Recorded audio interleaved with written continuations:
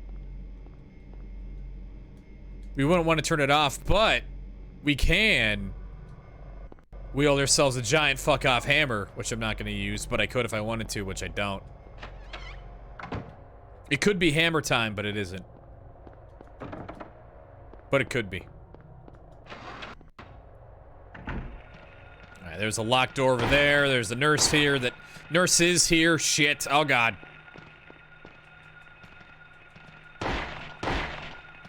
Get off me.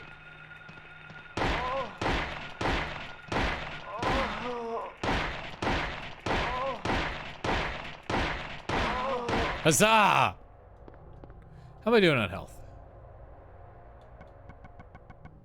I'm doing okay. We can drink a ketchup.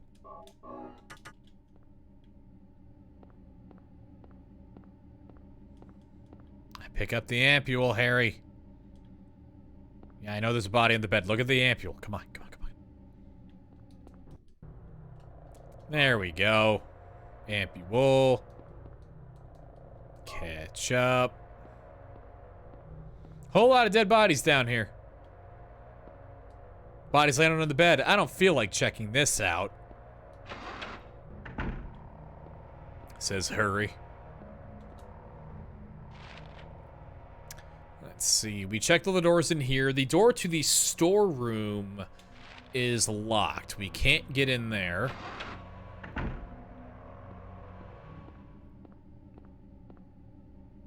And it looks like that's everything for now. So we've checked every floor now. We've gone everywhere that there is to go, with one exception. There was the locked door on the second floor that we had to unlock with those squares. So let's get back up there. I think I didn't unlock the door to get to the elevator, so let's just go to the first floor. That'll be easier.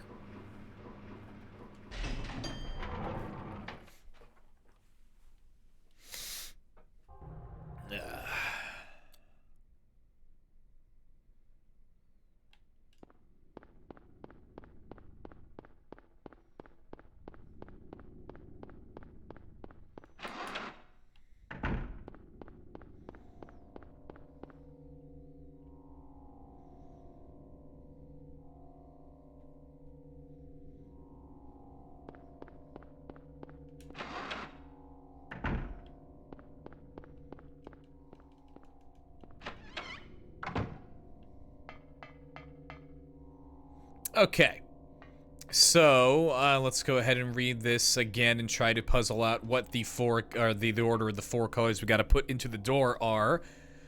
First one was white, clouds over a flowing hill. Next was sky on a sunny day. Gonna go ahead and say that's yellow. Tangerines that are bitter is orange. Next up is a lucky four-leaf clover. Gonna go ahead and say that's green. Violets in the garden is purple. Dandelions along a path. Put a question mark there. Just say dandelion. I don't know what dandelions look like. Unavoidable sleeping time is black, and then liquid flowing from a slashed wrist is red. So we need yellow, green, whatever dandelion is, and red. If we look at our cubes, which I should have done first, we have red, green-ish, blue, and yellow. So I would guess dandelions are blue? I don't know.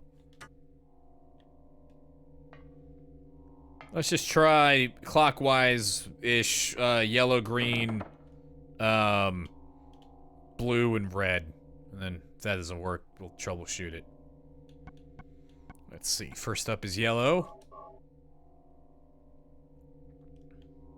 Kerplunk.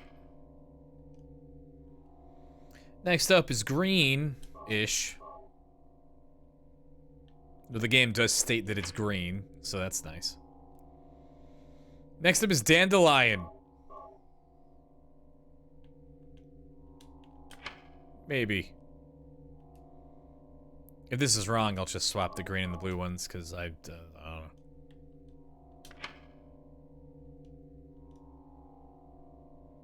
Alright, looks like we're wrong.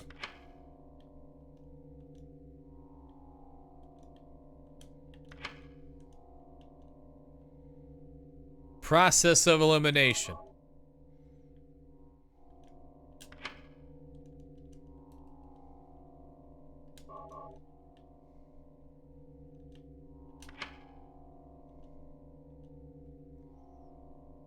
Hmm.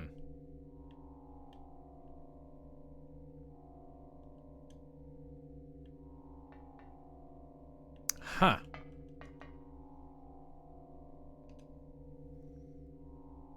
Sky on a sunny day. Maybe that's blue? And then dandelions would be yellow? Tangerines that are bitter, looking for leaf clover. Yeah, that's got to be green. Violet in the garden, dandelions along a path. Let's make that yellow. Unavoidable sleeping time and liquid flowing from a slashed wrist. Okay. So let's pull these 3 out. Give me you. Give me you. And give me you.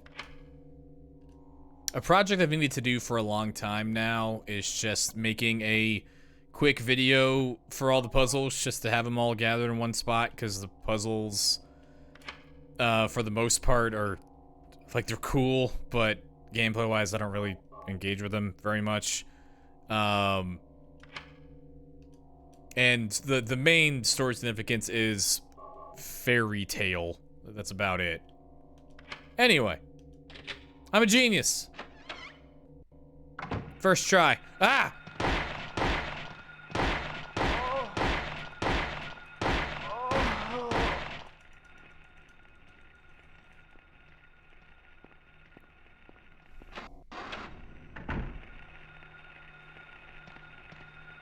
Oh my god. No, no, no, no, no. Move, please. Shit. Out of the way, out of the way, out of the way, out of the way, out of the way, out of the way, out of the way, out of the way, out of the way, out of the way. Become dead so I can walk over you, thank you.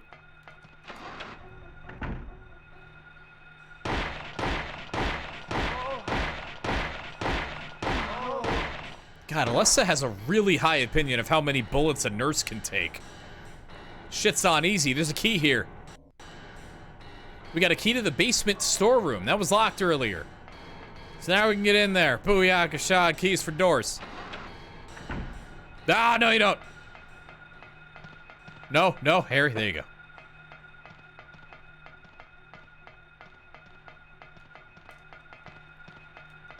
Oh my god, Harry. Good. Alright, what did we miss up here? Okay. Few doors on this side, and then we can get over to the elevator, go down to the basement.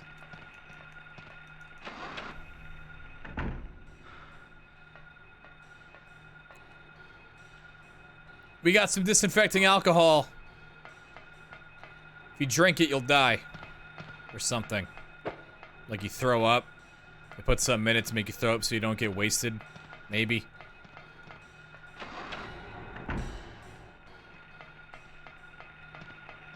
Excuse me. Okay. No, no, no, no, no, no, no, no, no, no, no, no, no, no, no, no. Leave me alone, leave me alone, leave me alone. The fuck was that? Don't harmonize your... whatever. Don't harmonize. Don't do it. It's against the law. Down to the basement we go.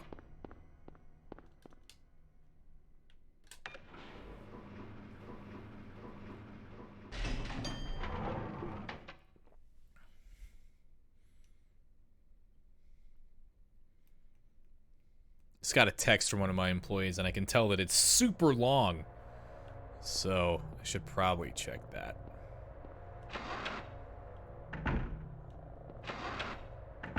Which one of these is the storeroom? Right here. Okay, in the storeroom.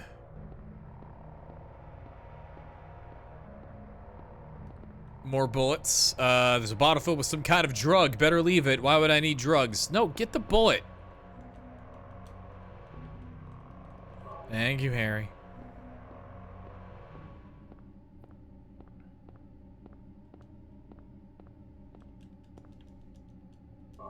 So, if we look at the map, on the map we see that this room is way smaller than it should be. Like, we're looking at a wall here. But on the map, the room is like only halfway done being a room. by the time this wall happens. But if we look closely at the ground, there are skid marks from this cabinet being moved. Do you want to push the cabinet? Yes. Oh my god, secret door.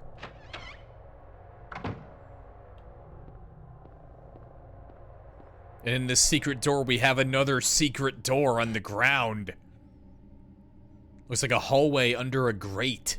Can't move it since the vines have grown around it. But, just like how the cult decided, or Dahlia mainly, decided that the way to achieve their ends was to set someone on fire, so too shall we achieve fire on the vines by getting them wet with Al Mahal, and then using we got this fire here.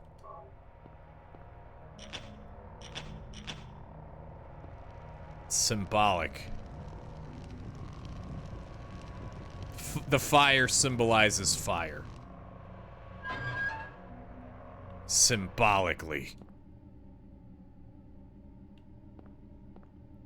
So now we're in a secret tunnel beneath a secret door behind a secret cabinet.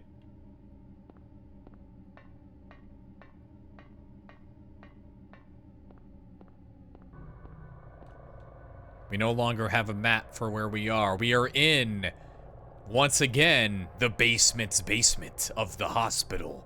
Just like we were in Silent Hill 2. What secrets await?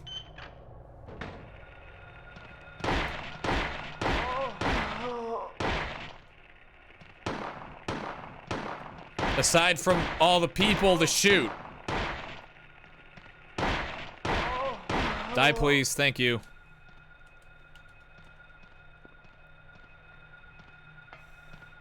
Oh, God.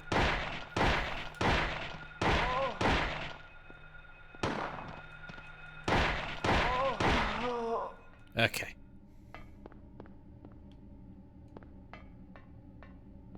Let's check on our bullets. We have at present 131. Okay, I am gonna switch to a melee weapon just because I do need bullets for a thing later, and it's just good to be safe. Oh my god. There are like 18 patient rooms. How are there more nurses than that?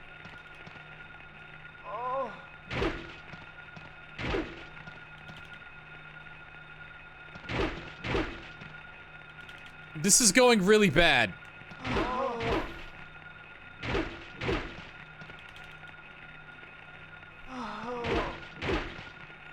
Harry, focus. Okay, how's my health doing? That was a lot of hits. Oh, we're fine. Harry, just murder one of them, please. Oh my god. Killing people is so much harder without a gun. I wonder if Team Silent has opinions on that matter.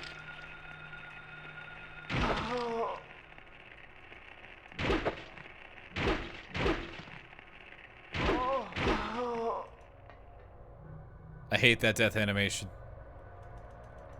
I really don't like it. It's like weirdly uncanny because they didn't do any like mocap or anything for it.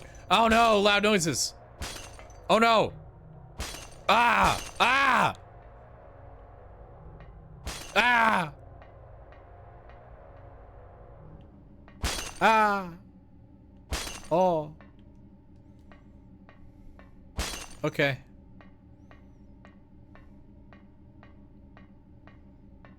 Alright, see you.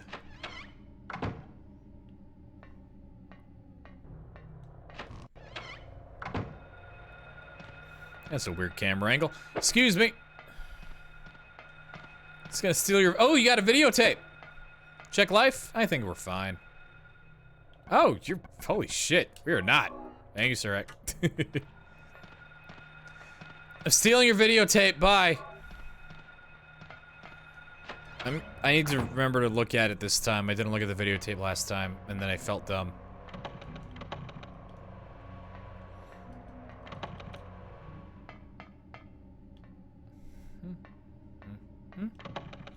So, this door here, the door at the left, the very end of this hallway, we're going to see this door again, and when we go behind this door, it's going to lead us to the final boss of the video game. But for now... What's this?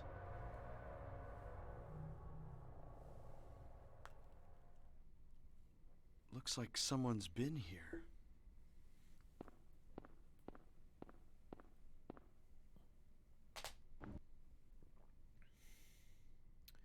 We find Alessa's sick room. We find the room where Alessa has been kept in secret behind a secret door, behind a secret cabinet, inside of a secret hallway, through a secret tunnel at the very bottom of this hospital. We find the room where Alessa has been kept, and we see a picture of her here looking a fair bit younger than she did when she appeared to us as a ghost back in the school. Alessa?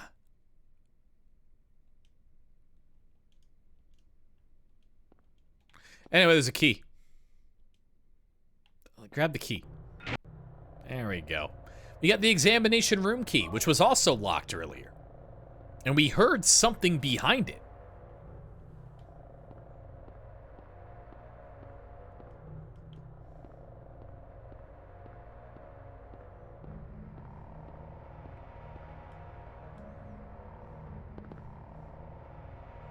I don't know what that is.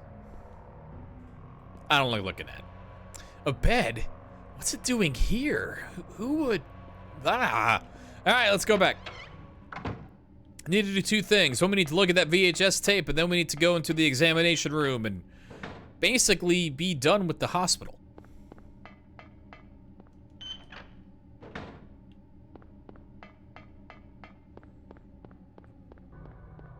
VHS tape, VHS tape, VHS tape. I don't want to forget. I can't forget again. I forgot last time. I don't want to forget again. Do.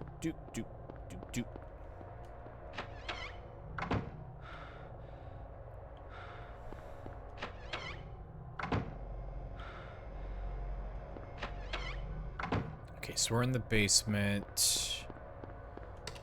I don't think Harry writes down where the TV is. Does he?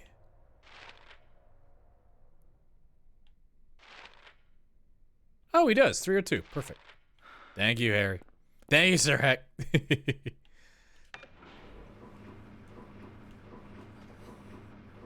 Harry's got really good map etiquette.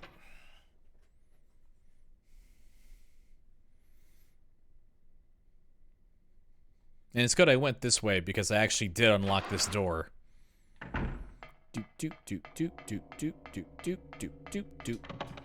Hmm?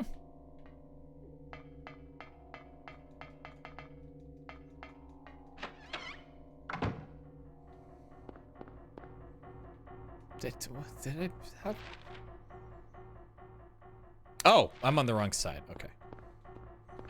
Need to go all the way to the other side of this this set of rooms. Do.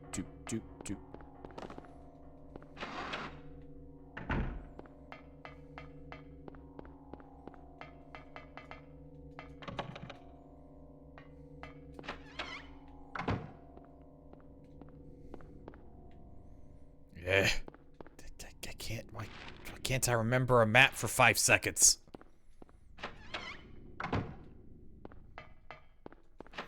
Okay, let's learn what incredible secrets are kept on this VHS tape. Make sure I'm looking at the TV.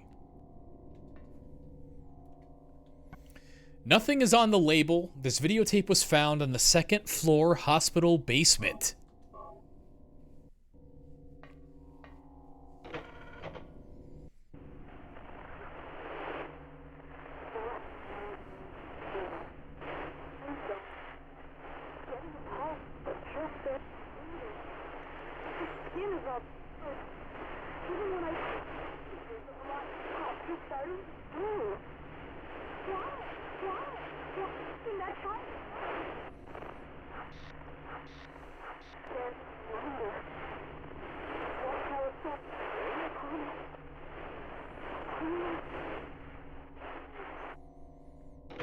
Awesome.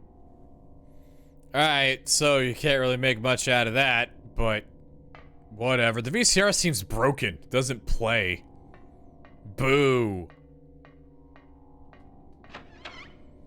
We'll see the videotape later in the future when we know who it is in the videotape and what they're talking about. But that is the person on the videotape that we're about to go meet. We're gonna go meet the person talking in that videotape, and they are talking about that girl that was kept down there in the basement all that time. You could hear her saying something about like burns and something about what is keeping that child alive and all these things, but it'll be much clearer later on.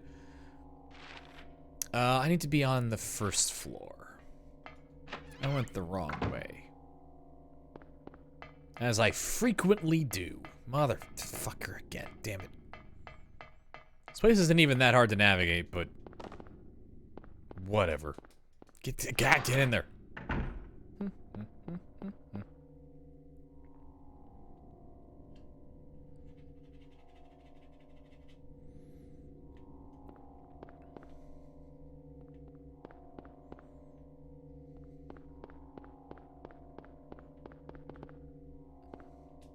Where's the examination room? Is it right next to me? No.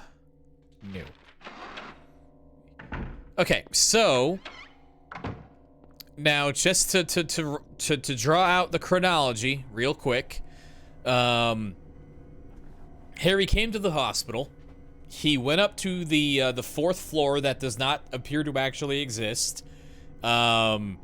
When he did, he saw a vision of a ghost girl entering an antique shop, and then when he emerged from the from that fourth floor, the hospital changed. The hospital seemed to shift from this like foggy, like unreal but not hyper aggressive reality to this like grungy, rusty, bloody. Everything is coming to kill you. The world is coming to kill you. There are tentacle monsters everywhere kind of reality in this other world where everything and everyone that we see appears to be an aggressive manifestation of Alessa's mind, and where we have yet to see another human person. Every time we've seen Sybil or Dr. Kaufman, any of the other human characters, we've seen them in that fog world, in the foggy version of Silent Hill. Anyway, I'm just gonna unlock this door and see what's going on behind it now.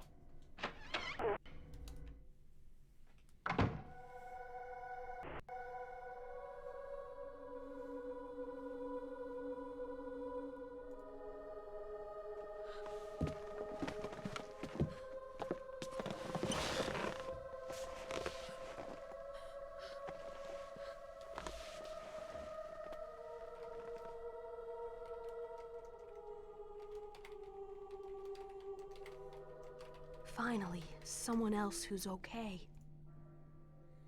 Who are you? My name's Lisa Garland. What's yours? Harry Mason. Harry, tell me what's happening here. Where is everybody? I must have gotten knocked out. When I came to, everyone was gone. It's awful. So you don't know anything either. Great.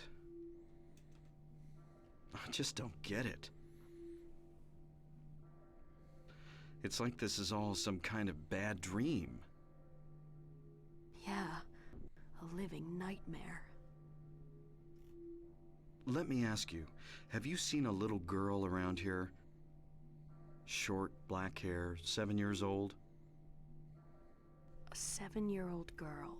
What, she's your daughter? Yes. A 7-year-old girl. I can't say that I have. I was unconscious all this time. I'm sorry. That's all right. Do you know anything about all that weird stuff in the basement? No? Why? Is there something down there?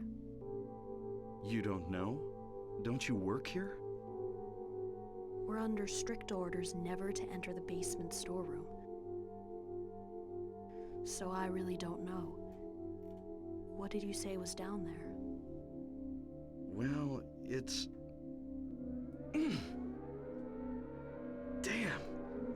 My head. What's wrong? Harry? Harry, let me help you.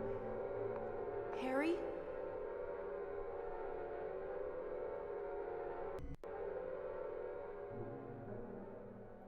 Was I dreaming? You were too late.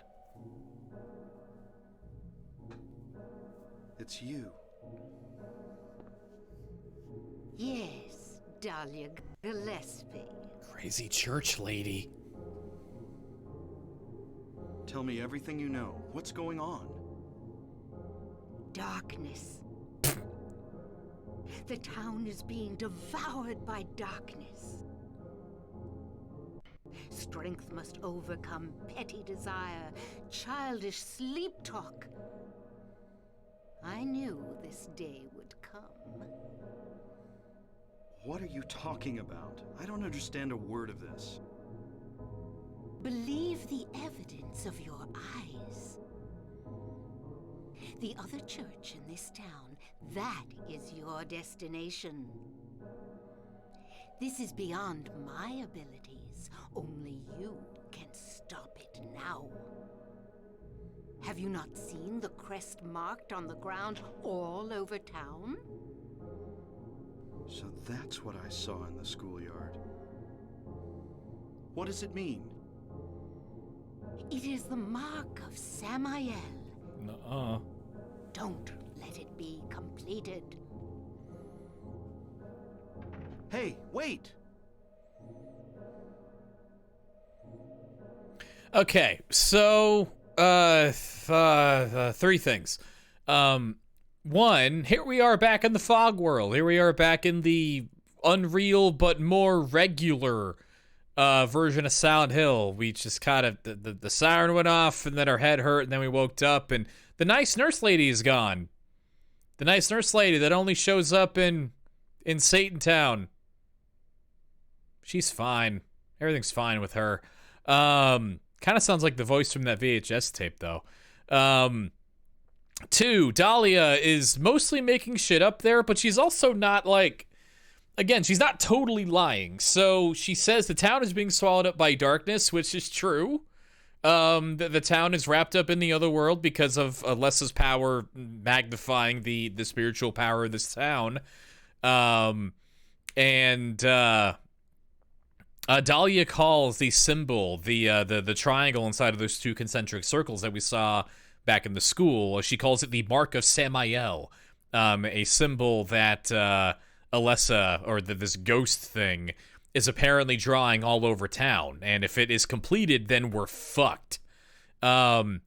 Which, again, it's not actually the Mark of Samael, it's something called the Seal of Metatron, but in Kabbalah, Metatron and Samael are the same, like, entity, so again, she's kind of not lying, and also, so Alessa's goal, at this point, Alessa's goal pretty much since the beginning has been to end her suffering, has been, like she's got this god in her womb, she cannot die, like we talked about in the loop section in the Book of Lost Memories. So she's trying to find a way to end all of this. She was resisting having the other half of her soul return to Silent Hill and trying to resist the call of the spell that was cast upon her by Dahlia to bring the second half of the soul back so that they could birth God. But the pain became too much, and she ended up calling the soul back. But now that she's at this full power situation, she is drawing... according to the Book of Lost Memories, she is drawing this the Seal of Metatron all over town because the Seal of Metatron is supposed to be. It is taught. It was taught to her as a like sigil of destruction. If this symbol is made, then it will destroy everything within it. So, kind of, sort of, Dahlia is not lying. Like, kinda, sorta, if Alessa has her way, everyone in the town will die. Like the main thing that she's lying about is that, like, I don't know where your daughter is, man. That's crazy. You need to stop that ghost. That ghost is the problem. We have ghost problems. And yeah, I don't know where your daughter is though. Fucking weird. So we at some point we need to go to that other church, she said. A place that what we're gonna have to do in order to find it is just run around the town, check the map, try to figure out like where we can go, basically just like do a sweep of the town like we did at the beginning of the game. But we do have one hint as to where we're supposed to go. We saw that vision of the ghost girl, of Alessa, walking into an antique store, which will end up being the location of that, quote, other church. And then number 3, don't forget this key. It's really hard to see there. Dahlia did put the key there during the cutscene and then walked away. Don't forget the key. If you forget the key, you're fucked. Don't forget the key. Here it is. Tag key of the shop with name on it. The Dahlia left down the hospital. It's to the antique store. Let's go over there.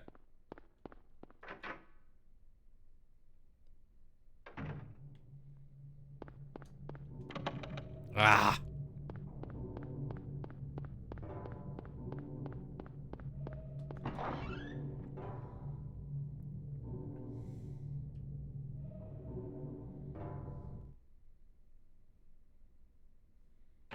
There we go. All right, so let's look at the map. So we're down here on the southwest corner of the shopping district here in Silent Hill. See if we can go further south. Don't worry about the horrible dentist drill noise. It'll be over soon. Probably. Really wish this wasn't in the game. I hate it. I hate it so much. So we can try to go south here. Oh no, hole in ground. Shocking. All right, so let's look at the map. Because now we've seen a vision of the antique store, and we have a key to the antique store, so we could probably piece together that we're supposed to go to the antique store. And it's really hard to make out. But at the very top there, the top right most yellow square thing, you can kind of read the words antique something something. So let's head over to antique whatever. Find this other church. Learn about drugs and who must be on them. No. Fuck you. No, no, no, no, no, no, no, no, no, no, no, no, no, no, no.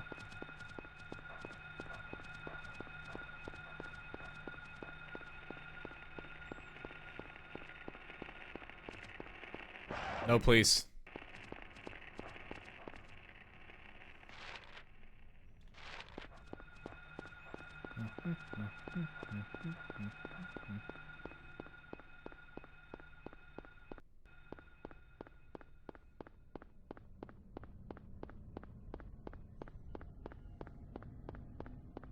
This game really does make traversing through the town feel urgent in a way that 2 doesn't, which is kind of by design. Like, and James isn't really under any time pressure in Silent Hill 2.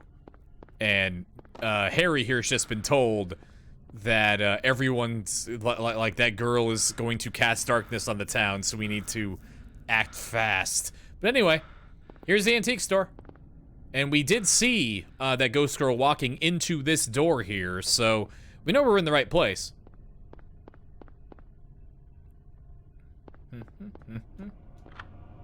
Use the antique shop key. We can run all the way over here before we even go to the hospital if we want to, but we can't get in unless you use a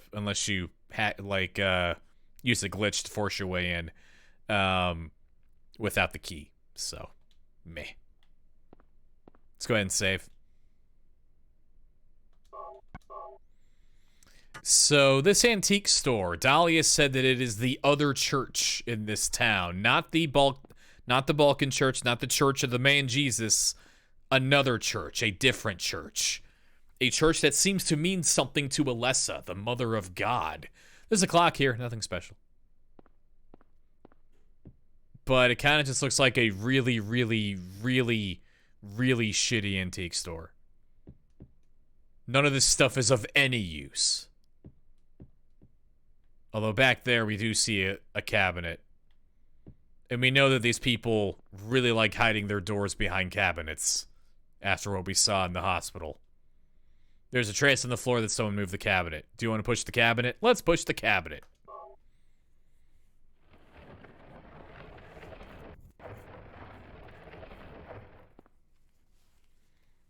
What's this? Wow, Harry. Sybil? I'm glad you're okay. I shouldn't have left you. Things are worse than I thought. It's nuts. What are you doing here? I thought you left town. I saw you go in here, so I followed you. I couldn't get out. All the roads out of town are blocked. Cars have completely stopped running. The phones and radios are still out too. What about my daughter? Did you see her? I did see a girl. Was it Cheryl? I only caught a glimpse of her through the fog. I went after her, but she vanished. I don't know about your daughter, but... And you just let her go? Where was it? On Bachman Road. She was heading towards the lake. Now don't get excited. It wasn't like she ran off exactly. There was no place for her to go. The road has been obliterated. What? So then Cheryl... It was like she was walking on thin air. Hmm? What about you? Anything? Yeah, I met this bizarre woman. Her name's Dahlia Gillespie. Do you know her? Dahlia Gillespie? No. And? She said something about the town being devoured by darkness. Gibberish like that. Any idea what it means? Darkness devouring the town? Must be on drugs. They sell them to the tourists. The Force still can't figure out who's behind it. None of our leads have panned out, and the investigation is stalled. What could drug trafficking have to do with all this? I really don't know. But maybe that's the darkness she was talking about. That's all I can think of.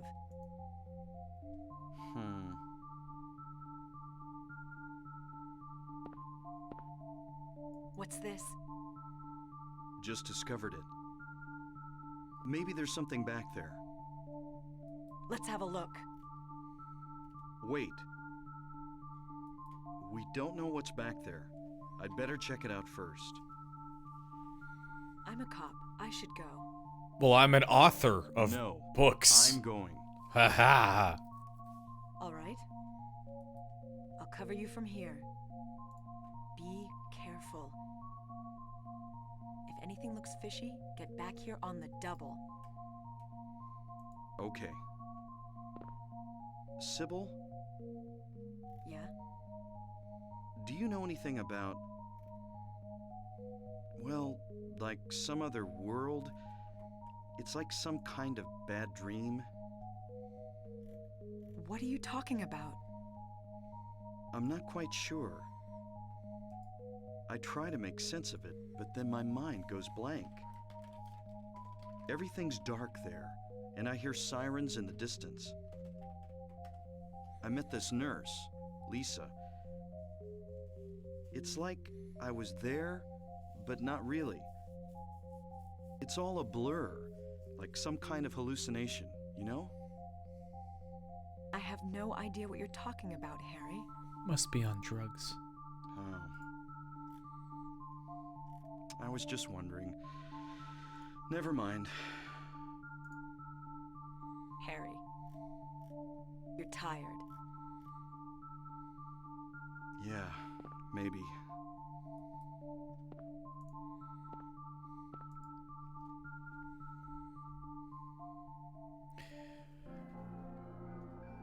Anyway,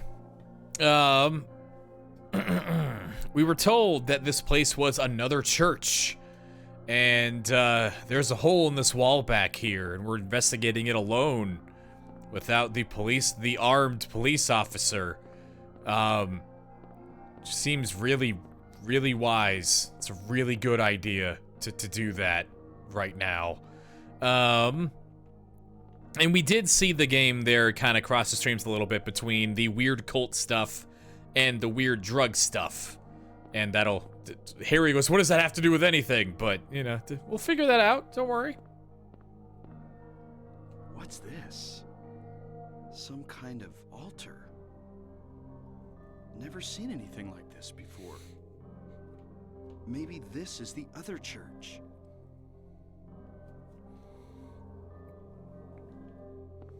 I still have no idea what this is. Like, it's some kind of crucified something. And like it's kind of got the, like it's got the robes, the sacrificial robe situation that comes back in the form of Voltiel and Pyramid Head's like appearances in 2 and 3. I have no idea what the thing on top is. But yeah, I don't know. It's a weird picture. Every time I look at it, I get weirded out. I keep seeing butts in it. So before we fuck with the altar, we should go over here and grab this cool looking axe. Yay. Now I have that. I'm gonna equip it.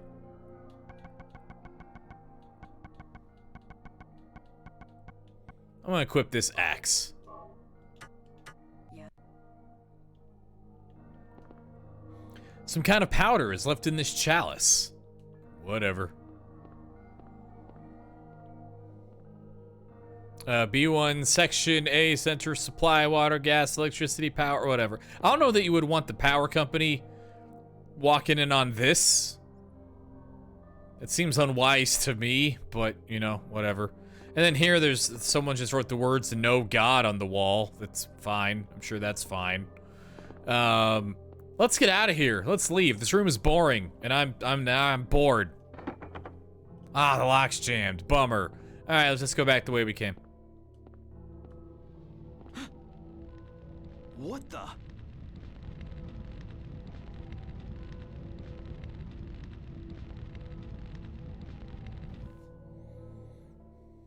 Harry?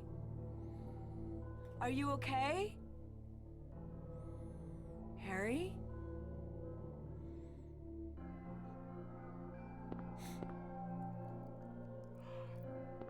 Harry?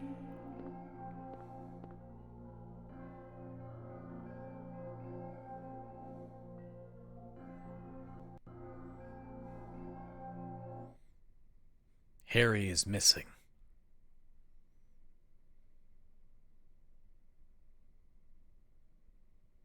Where am I? Harry, Lisa? Then I'm in the hospital? you were having a bad dream. Was I? Hey, you don't look too good. Are you okay? I'm fine. Nothing you need to worry about. Well, if you're sure. Lisa, do you know a woman named Dahlia Gillespie? Oh yeah, that crazy Gillespie lady. She's kind of famous around here. She never sees anybody, so I don't know that much about her. But I heard her kid died in a fire, and supposedly she's been crazy ever since. Well, she says the town is being devoured by the darkness. Do you have any idea what she's talking about? The town devoured by the darkness. Yes, I think I do. Before this place was turned into a resort, the townspeople here were on the quiet side. Everybody followed some kind of queer religion. Weird occult stuff, black magic, that kind of thing. As young people moved away, the people figured they'd been summoned by the gods. Evidently, things like that used to happen around here all the time. Before the resort, there really wasn't anything else out here. Everyone was so flipped out, you gotta blame it on something. Then a lot of new people came in and everybody clammed up about it. A cult. Last time I heard anything about it was, gosh, years ago. When several people connected with developing the town died in accidents. People said it was a curse. Oh, I'm sorry. I'm rambling. I'll shut up.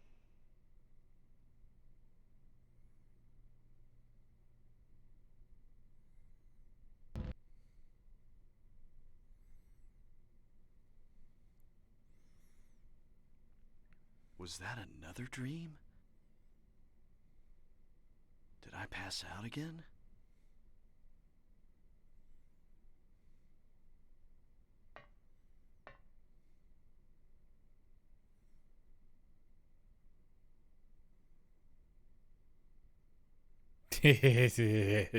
No.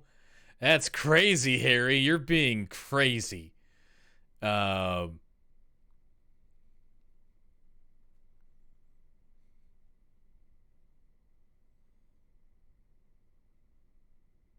I don't know why that part isn't. I guess it's because Harry is thinking and not talking out loud, but I don't know why that part isn't voiced. Anyway, Harry goes, I don't know, I think this might all just be in my head, and I'm just dead from a big concussion in my car right now from when I crashed my car a lot. No, that'll never happen. That's definitely not one of the endings of this game. No. So a few things. One, we did get to see your cool, nice friend Lisa again, but only as we were transitioning back to this other place, to this, like, hellish version of the town, which this is now the third time that we've gone there, and the second time that we're seeing these robed figures. These sacrificed robed figures on the walls here. This has happened in 3 places, all of which seem to be of importance to Alessa. First was in her elementary school, where she was bullied and tortured by all the other kids. The second was in the hospital, where she was kept alive in the basement for all those years. And third was in the antique store, where the other church that Alessa's ghost was walking towards, and it's implied Alessa was forced to worship whatever this god is that she is being forced to birth, a place that Alessa went to worship this thing. So we had that dream, or were transported to that other place, or whatever it is that's happening, and we saw Lisa again, but again, it was in hell. So I'm sure that Lisa is fine. She's good. Let's go see her again, because we need to find a way to get over to Toluca Lake. But all the roads have been exploded. But Lisa's a resident here. Lisa's lived here a long time. Maybe she knows a way to get over to the lake without using a road.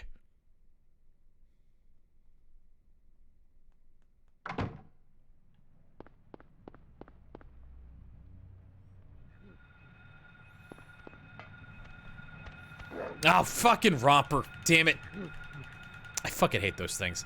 So, here we see the other world, this other place manifesting on a much larger scale than we have at other points in the game. We are now walking around the town proper. We're not inside of a school. We're not inside of the other church. We're not inside of the hospital in a contained space. We are walking around the entire town, and the entire thing is infested with rompers and the wormheads that we talked about. The things mixing together Alessa's fear of dogs and her fear of bugs and worms all into one horrible manifestation. The concrete, the asphalt road has been replaced with this chain link fence, and everything is rusty and bloody, and the snow has been replaced with rain. And when we walk over here, the camera's like, "Hey, look over here, do it!" Oh, god damn it, get off me. And there are just way more enemies here. Just way more dudes trying to bite my face off. Okay, we're fine for now. So if we looked around, we would see that we can't run all the way back to the hospital because there are giant holes in the ground, and the chain link ground situation does not extend all the way back to the hospital the way that we came here. But the game gives us a hint there with the camera angle cutting that we can cut through the town center. So let's do that.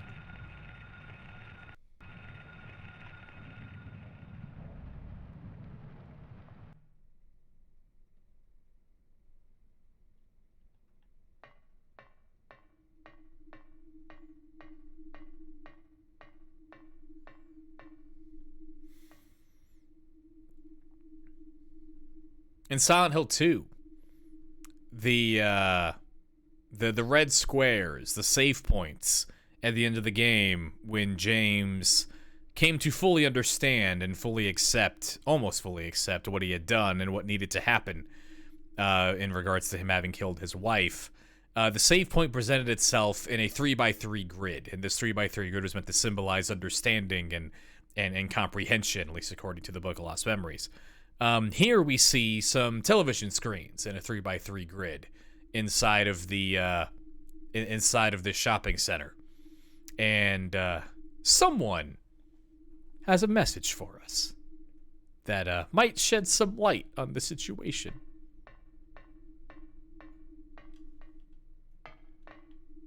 Nothing unusual. Everything's fine. Let's move on. Get this narrow escalator.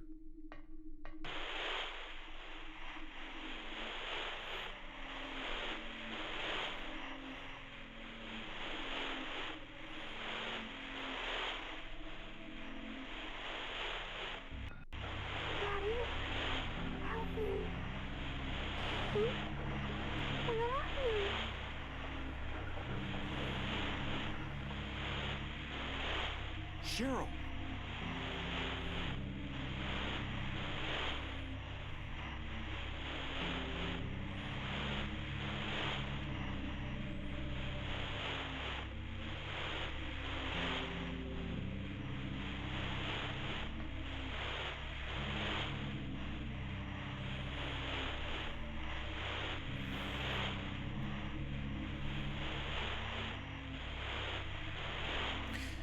So, the imagery that we see here all seem to be signals from Alessa to Harry coded through the that line there from the form that Alessa used to take of Cheryl, the girl that Harry still thinks is his daughter and is looking for.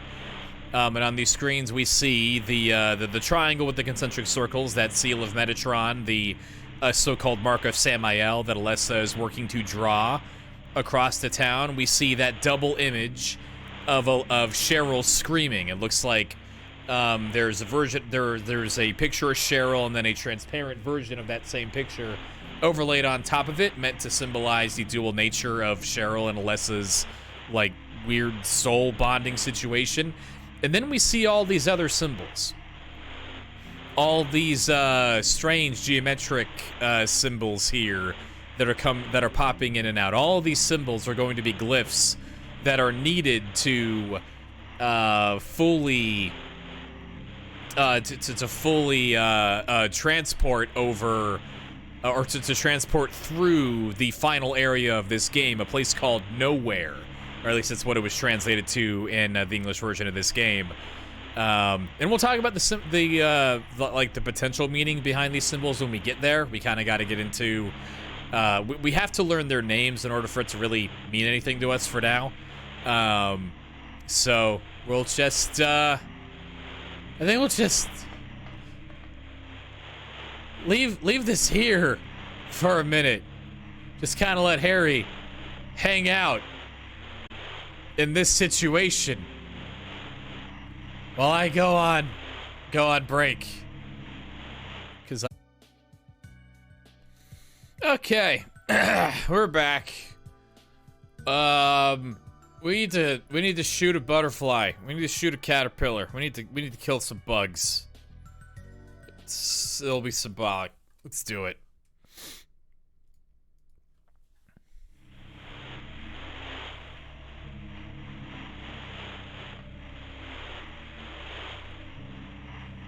Whatever. Here, before we do this, let me figure out, how many shotgun shells do I have? Excuse me, probably not enough. I wasted them murdering nurses. Alright, shit. Okay, that's too bad. Let's pull out this pistol.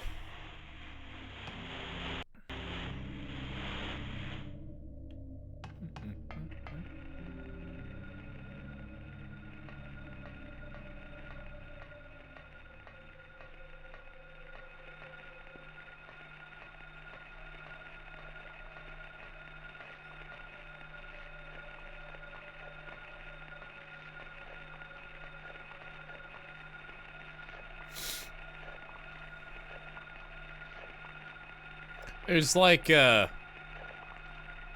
thing, like feeding on another thing. Like some kind of caterpillar eating like a guy. That seems safe. Ah! Ow!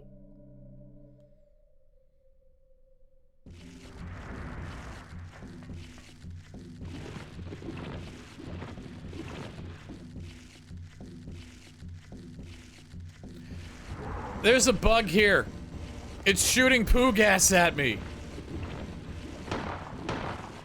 I'm gonna shoot it with my gun until it stops.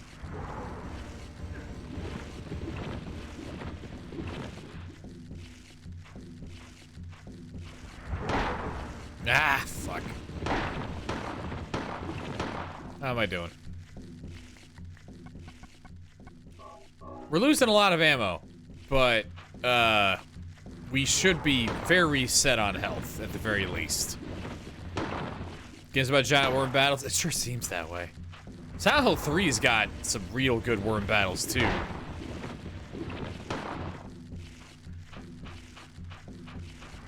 Me and my mom used to go to a casino fairly regularly for, like I only played, like, penny slots and, like, real low-stakes poker machines, but we haven't done that at all since the air became poison.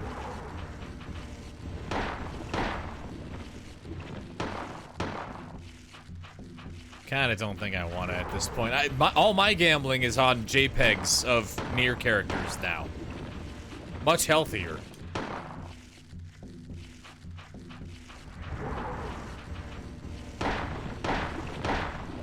What if someone showed up in your house farther than they pulled out a gun and shot you? This is a mall. This is public property. Someone farts on you in the mall, you can do whatever it is I'm doing. Harry can, remember, none of the protagonists in Silent Hill can break the law. Canonically. That's canon. Harry's not breaking the law right now, because he cannot.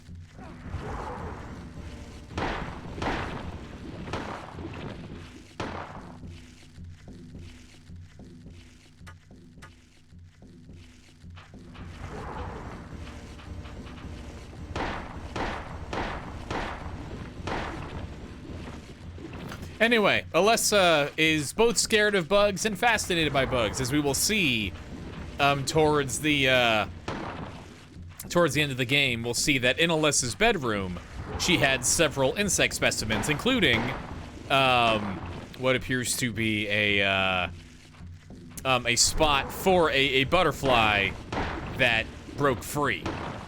So here we're fighting a big old caterpillar, which is symbolic of that situation, and we know what happens to caterpillars when they get big, right? Anyway, oh, it's not dead. No, kill it. Fucking coward.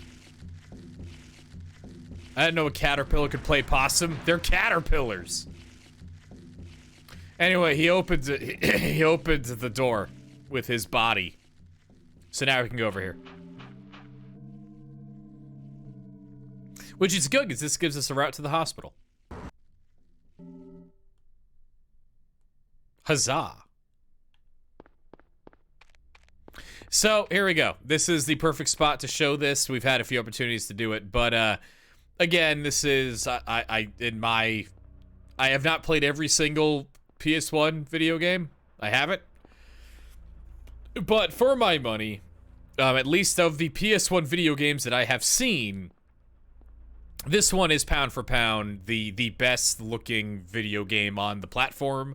One of the best looking video games of all time, when you consider the platform. Like the technical side of that is probably best expressed here.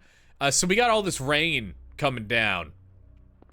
And you can see on the street here, on the asphalt and on the concrete, that the rain as it falls, it kind of like beads up. It kind of bounces off of the concrete and leaves leaves those drips behind. And then right over here, where the terrain goes from asphalt over to the dirt, you see that the dirt kind of has an animation where it's absorbing all the raindrops and kind of drinking it into the soil here, left behind by the precursor to the float stinger. And then finally, right over here, as the asphalt gives way to that chain link flooring, and we see a whole bunch of these circular fans, again, symbolizing the loop situation, how everything in Alessa's reality just repeats over and over and over again. But more importantly, if we look at the chain link on the ground, you can see that the rain kind of like collides with the chain link and then kind of beads up and then slowly drips off. Just back to back to back like that. You see how technically impressive this game can be, and we're under attack by a Night Stalker, so goodbye.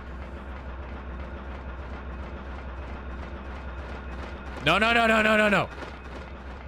Hey, Off-World Devil, it really is. It really, the first time I saw it pointed out that, like, drawn out like that was, I was watching a Nub Zombie stream, and Nub Zombie pointed all that stuff out, and it fucking blew me away.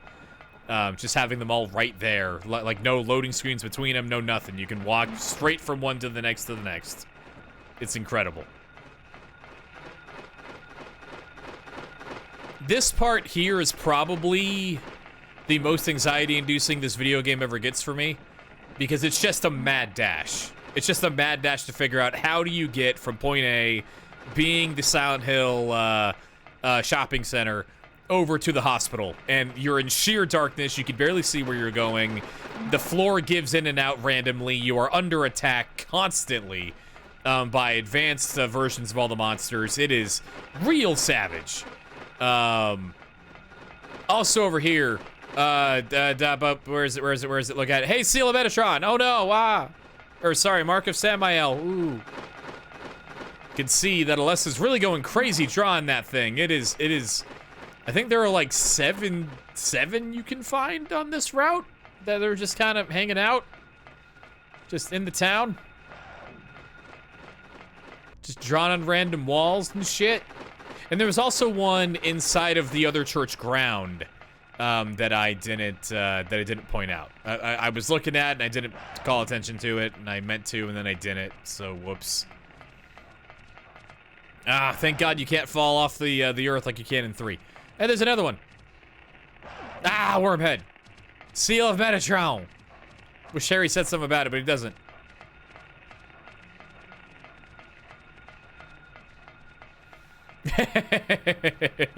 Yeah, I know that place is fucked up. That place super has to get obliterated. We know what Walter Sullivan does there later. It's not literally that pet store. I'm not. I know it's not. I'm making a joke. Anyway, all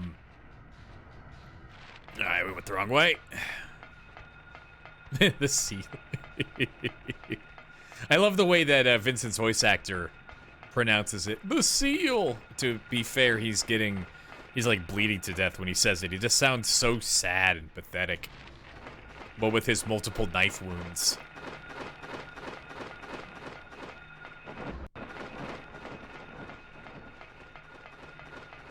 What's up, Elder? I saw you there. How you doing, buddy?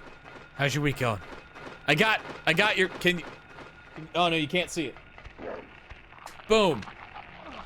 Oh God, I'm dying. Elder helped my mom pick out a present for my birthday. It's a mug from Grillby's from Undertale. And now it's over here. There it is.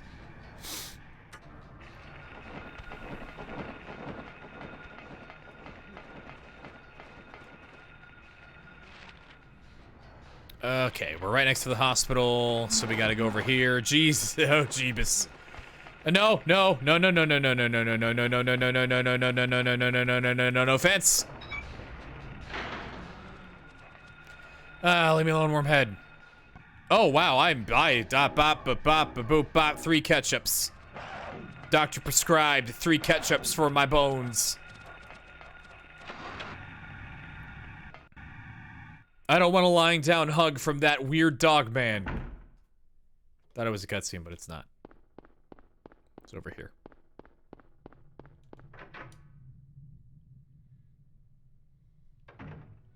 Hey, Lisa. Harry! Glad you're okay. Thank God you came back. I was scared to be here all alone. I'm here now. I was worried too. I'm real happy to see you. Lisa, can you tell me how to get to the lake? The lake? You take Bachman Road. The road's blocked. Well, that's the only way out there. Are you sure? There's gotta be another way. Wait! I just remembered something! What? There's a waterworks over by my old elementary school. It's been abandoned for years. There's an underground tunnel out there used for inspections or something. I remember hearing it runs all the way to the lake. Really? You think I can get to the lake from there? I've never been down in there myself, so I'm not positive. Besides, it's all fenced off to keep people out. If there's a chance, I've got to try. Harry, don't go! I don't want to be alone. It's so scary, I can't stand it. How about coming with me? This may not be the safest place in the world either. I can't promise you anything, but I'll do my best to protect you. No. Somehow I feel I'm not supposed to leave this place. Oh, Harry, I'm so scared, and I'm cold. Look, just wait here a little longer. I'll be back as soon as I find my daughter. Harry?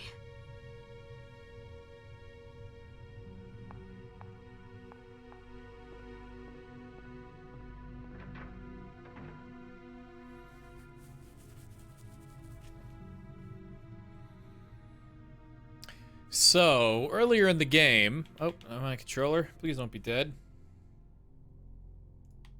Ha!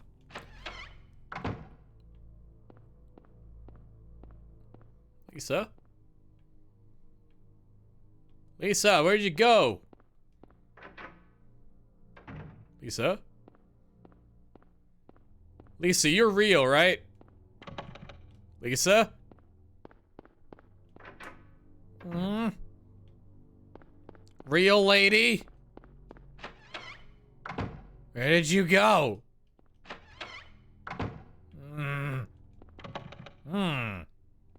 Well, anyway, earlier in the game when we were in the hospital, there were all kinds of evil monster nurses.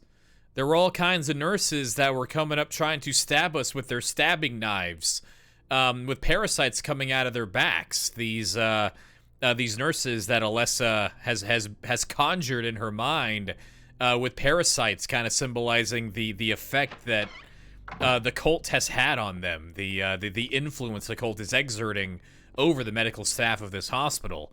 And they only show up when the hospital is all poopy and all rusted and all Satan-y. And also there's another nurse who only shows up when it's all rusted and all Satan-y. But she's nice. She doesn't try to stab you at all. And she's normal and she's fine and she's real. And she sounds a whole lot like that lady from that VHS tape that we could just barely make out. That we found the videotape to next to where Alessa was being kept in the basement for all those years. But Lisa's real. It's fine. Just give her one of the right? I mean, I guess I could give her like the knife. You can have this. You can have the kitchen knife, Lisa, if you want it.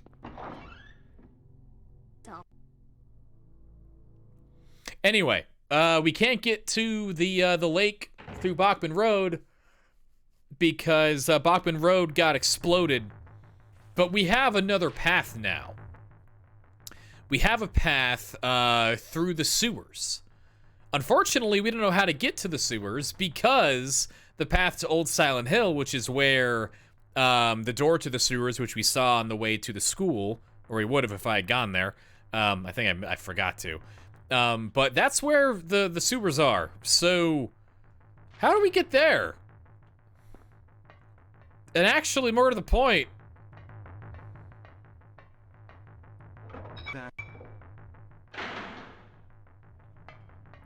how do we get anywhere? The road is different now. The road is no more. There was more road here. And now there's just one singular path. Just kind of leading over here to the post office. I'm gonna make sure that my gun has bullets in it. That's good.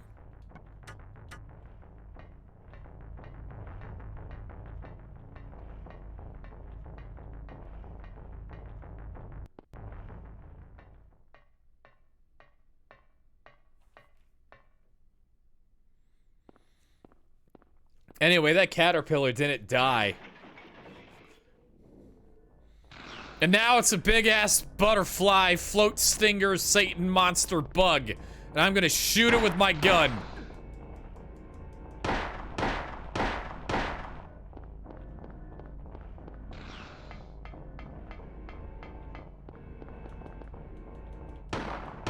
Ah!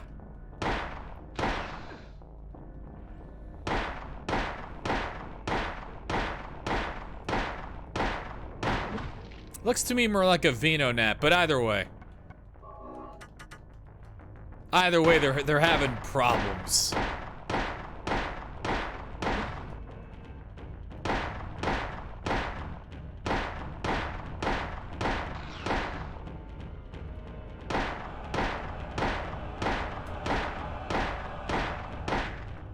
Yay!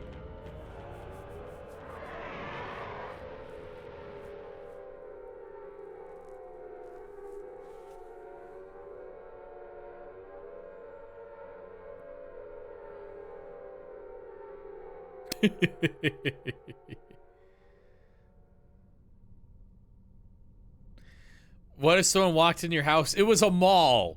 You farted on them and they shot you to death, and then you just spread giant wings and started farting directly in their face. I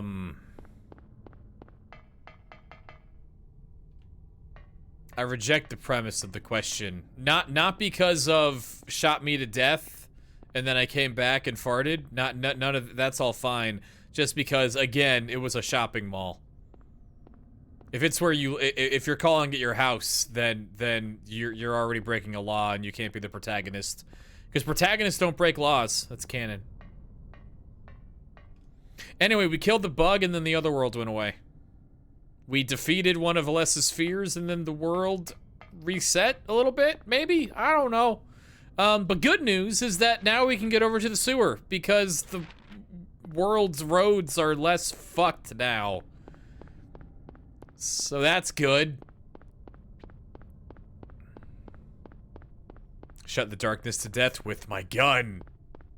Yes.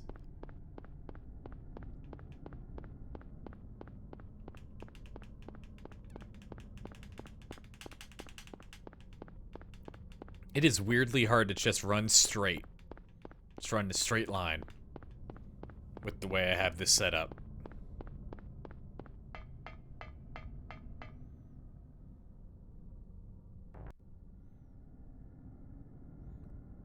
Roland wishes he...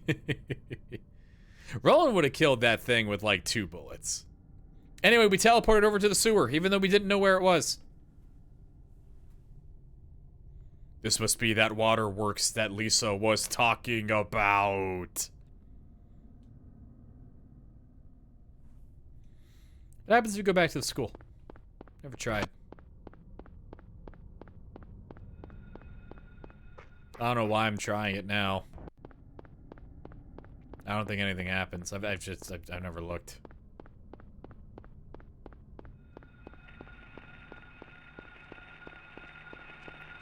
Dog. Hey, it's locked. That's dumb.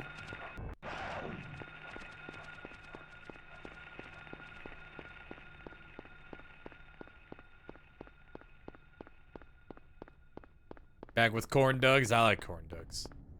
I haven't had a corn dog in...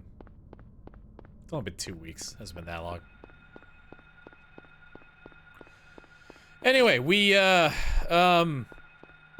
couldn't have broken into this this gate earlier because it's locked, and we didn't have a the lock is worn out. We couldn't hit it hard earlier. We didn't have a way to hit it hard, but now we can hit it. Now we can hit it hard. Like that. Constitutes a good corn dog? I don't know. If you can feel, if when you eat it, you know that you've like cost yourself a good 18 hours of your life. Like you just have that sense, like in the back of your head, that like, I'm gonna die sooner now. I think that's a good corn dog, I think. Watch Saho eat corn dogs' peak existence. It's pretty, it seems pretty nice. It seems pretty dope. Going into sewer. It's time for a sewer level. The first of 2. The first of 2 sewer levels. What would I lather with it? Honestly, I've never really been able to find a dip that works with corn dogs because of like how greasy they get. It just doesn't, I've never found it that mix well with anything. I don't know. I've never tried ranch. I would not try mustard. No, that seems like an avenue, like, unless you want to call in sick for the next 8 days, I would not eat mustard. No. I wouldn't do that. Ranch might work. Ranch could be cool.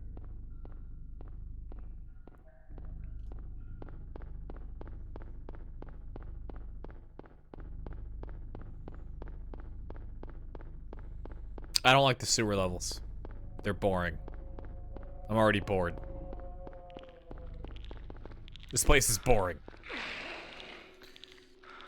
Here are the bugs. They're bug guys.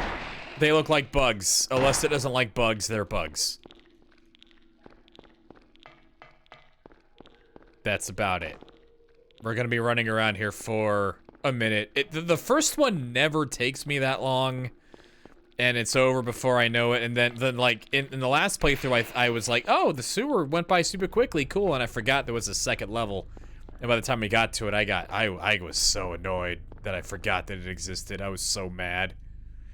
Alright, I gotta pick up these rifle shells, which mean I have to find the rifle, or I'm not gonna be able to do a cool thing with the final boss. Because the final boss does something really funny if you don't have any ammo. Because you need to have ammo to kill the boss, but the game has like a back door you can use to beat the boss if you don't have ammo. But the game doesn't bother to check if you have a gun to use that ammo, so if I have rifle ammo but no rifle, the game does not give me the avenue that it would if I was just plain out of ammo. So I need to find the rifle at some point. Chad Ranch with Worcester sauce? What the fuck is Worcester sauce? I've heard that... the only time I've ever heard of Worcester sauce was when, on the Eric Andre show, Hannibal Buress rhymed horses with Worcester sauce for some reason while talking about the Matrix. Morpheus. I don't know what Worcester sauce is. I don't know food. I don't know anything about food. Use it mostly for steaks and red meats. I guess that would probably be the thing. I cook my food, so yeah, I've never had red meat. Sauce made in Worcester for steaks. That's cool. Is it like A1? I don't know. I don't know steak sauce. There's a note here. It's a map of the sewer. Even though now that we've already navigated pretty much the entire thing. But whatever. Don't not pick up this key or you'll be sad.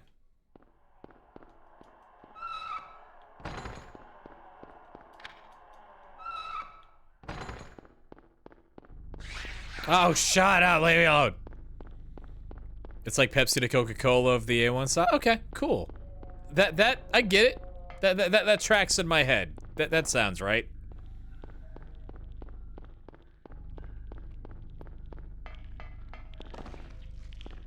One time I put Tabasco sauce in a pizza Hot Pocket. That didn't go well. I like put it inside too. There's like nothing I could like do about it.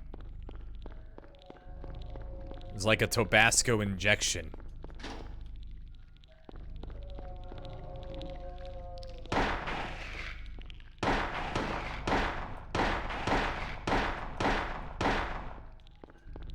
Fucking bugs.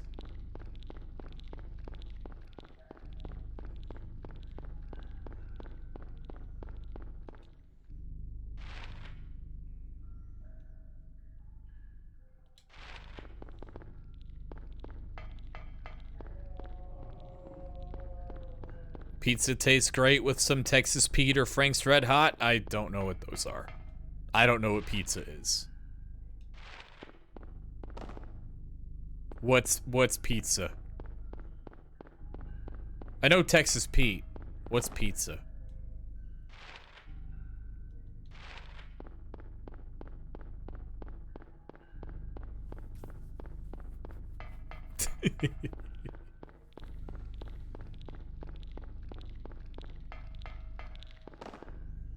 God, shut up.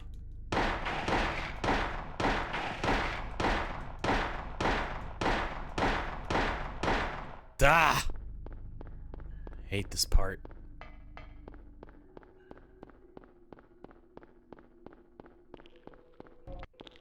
Silent Hill sewers are dank, I think is the appropriate classification. I think you can call this a dank tunnel.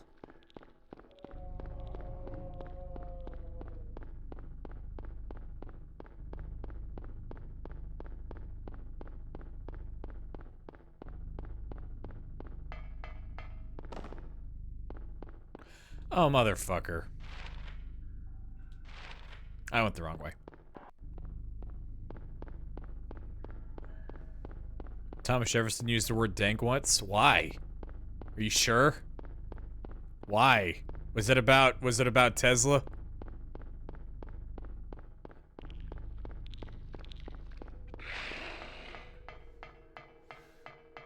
I mean, the enemies do kind of look cool, but God. Silent Hill's about poo. This part is, because it's shitty. And we're in the poo, we're in the giant poo tube. Under the earth.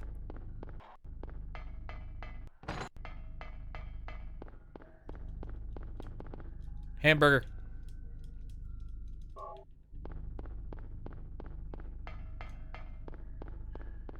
There we go. Alright, so this should hopefully bring us over to the lake where the cop said our daughter was walking on land, air. Silent 4 canonically mostly takes place in a bathroom. That's true, but Henry refuses to engage with the toilet. Henry wants nothing to do with the toilet. Henry rejects the poo status quo.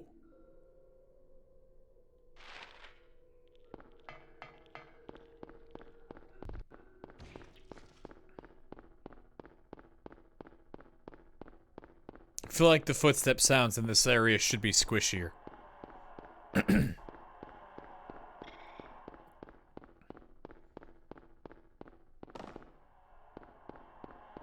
I mean, Frank does weird things, but he doesn't do anything with pooping for you. He's going another way. He's going umbilical.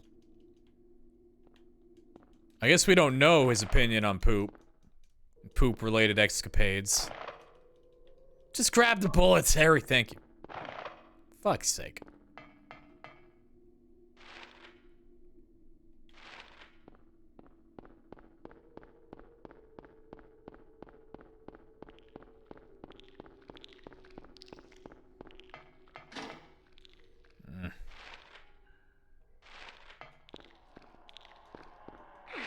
Ow.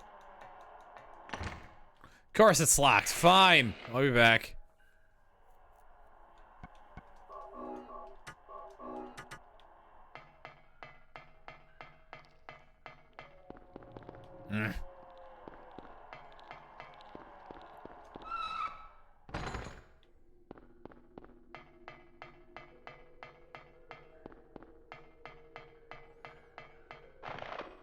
I wish that Silent Hill 4 was about Frank Sunderland.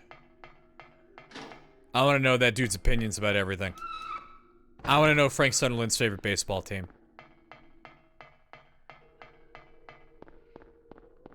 I want to know what Frank Sunderland thinks about the moon landing.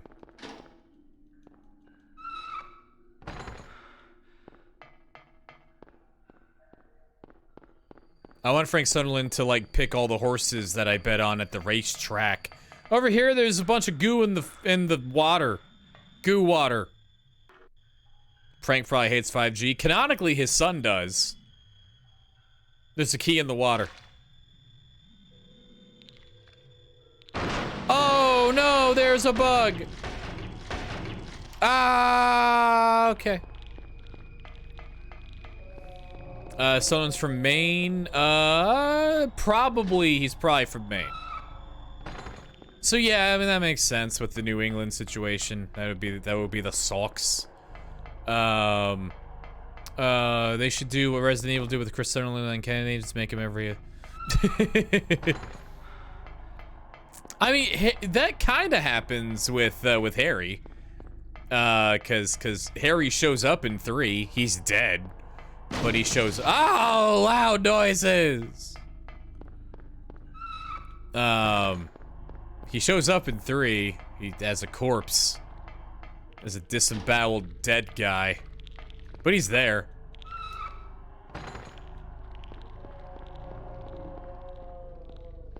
I'm gonna write down everything I did in this sewer.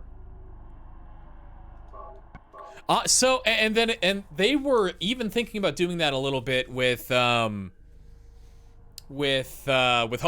because Homecoming was gonna have Laura, the girl that James can adopt at the end of that game, as a character, in Homecoming, and then Konami had enough sense not to do that, which that would have been a fucking nightmare. Like it's really hard to do that with, because like the fact that there is no canon ending to 2, right? Like helps inform the nature of that game's story, and then if James showed up again, it would be hard to be like, okay, well, we know he lived, and he only lives in one ending, so, but, Yeah, I don't know. I at this point, I think I just want this series to stay asleep at this point. I don't. Sometimes as this series primary source inspiration so eloquently stated in one of his finest works, sometimes dead is better.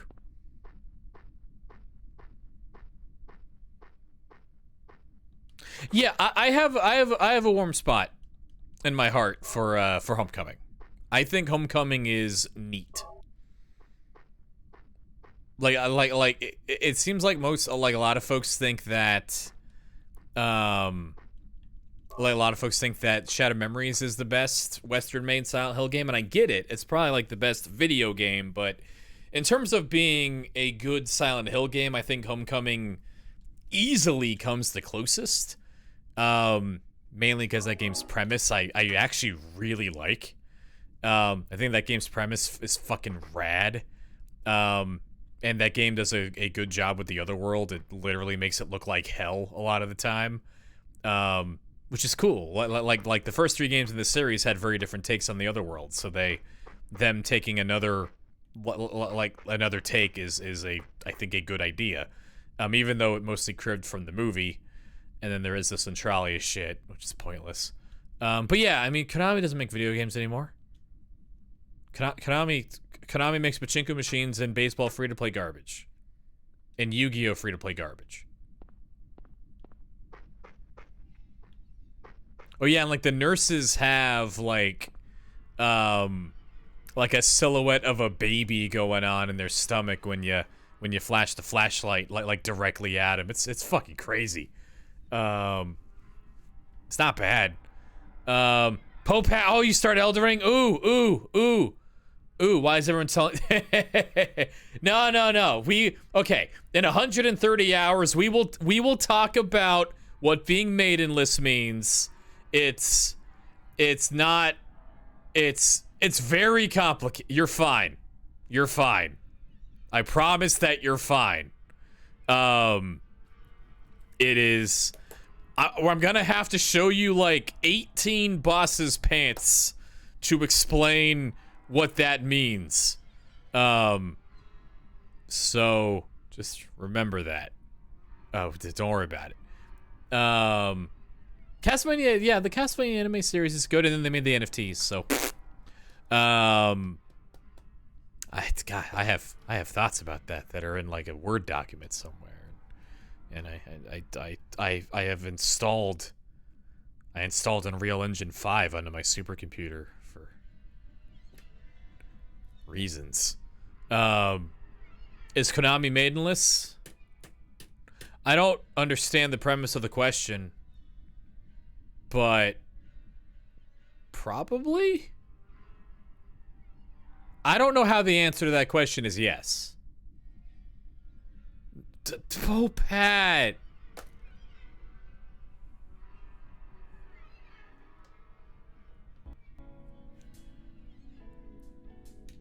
I'm kidding.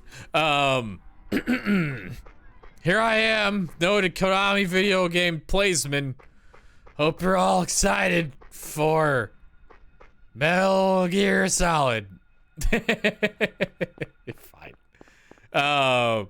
Silent Hill's Konami. Yeah, it is. That's why we're talking about him.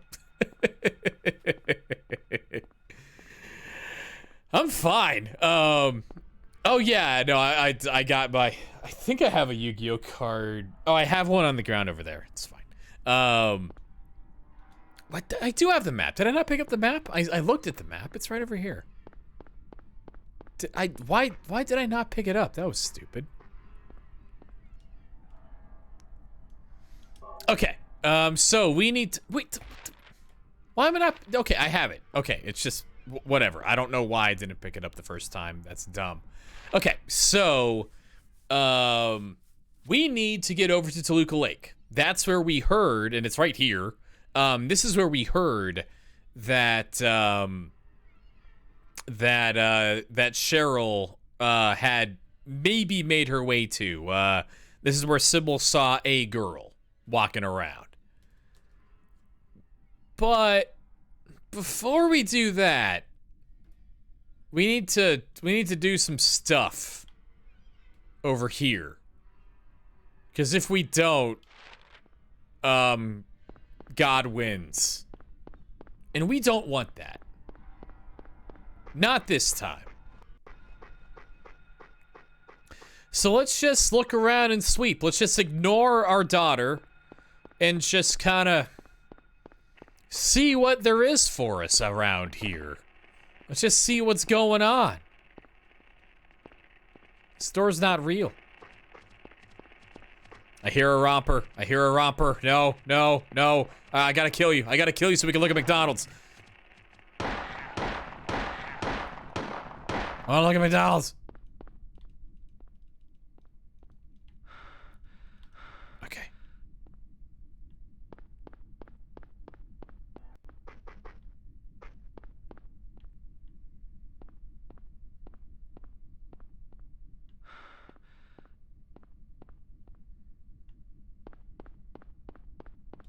I don't remember what this place is called.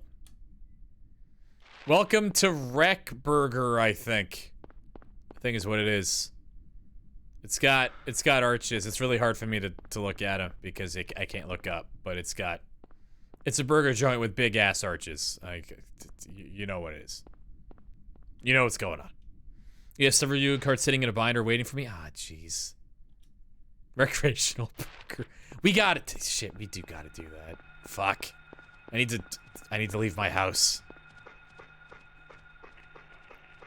I am going to on campus to work tomorrow. I'm trying to do that once a week moving forward. There's a bar here. I'm gonna go in this bar.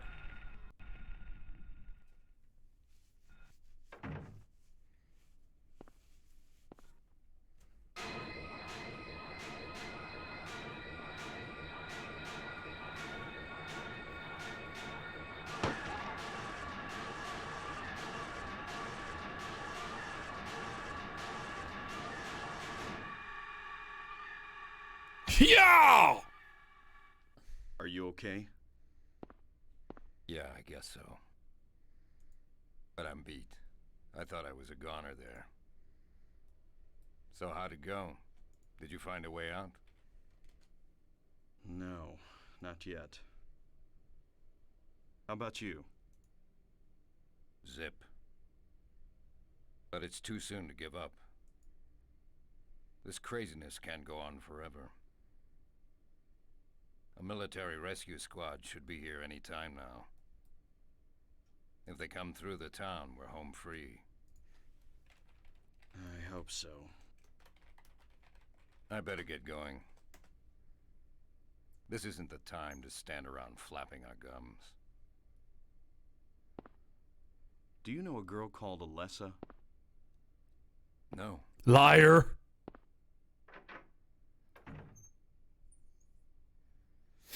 Anyway, Dr. Kaufman was fighting a mumbler. I think that's the only time those things actually show up in this version of the game. Trying to remember where else they show up. Because we get the gray children, we get the stabby children things in the school. Maybe they show up in nowhere. I don't remember. That's right. They're in the sewers. Thank you. I hate the sewers so much.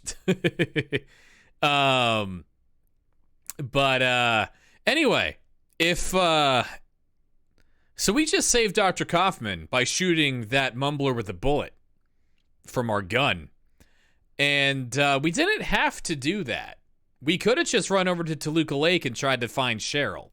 So if we don't come over here to Annie's bar, Dr. Kaufman dies. Which seems like it would be good. It seems like, okay, he's a dick. Fuck that guy. Fucking sack of shit. Whatever. But oh no, he's dead. Fine. But it's important he lives for reasons. For now. So let's find out what those reasons are.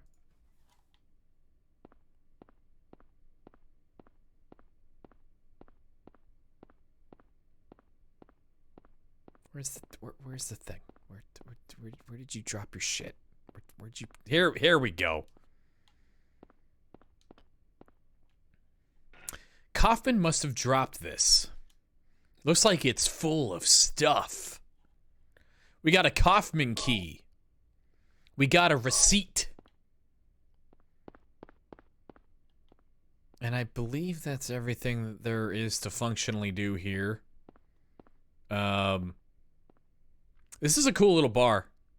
This is a cool little interior, given that you don't really do a whole lot here. They put a lot of like details into this. I wish I could take a pull queue. I want to take a pull queue and have it be useless.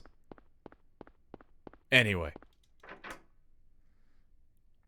So now that we've done that, game. There we go. Let's go ahead and look at that receipt. Because we got a Kaufman key. A3 is written on the tag. Who knows what that is. And then we got this receipt. A receipt from the general store, thought to have been dropped by Kaufman. And on the receipt to the store called the Indian Runner, we find the combination 0473. Gonna write that down on my notebook. So let's look at the map. And we do see a place called the Indian Runner just west of us. So let's go check it out. See what's going on over there. We've heard suspicions of the cult getting involved with some kind of drugs.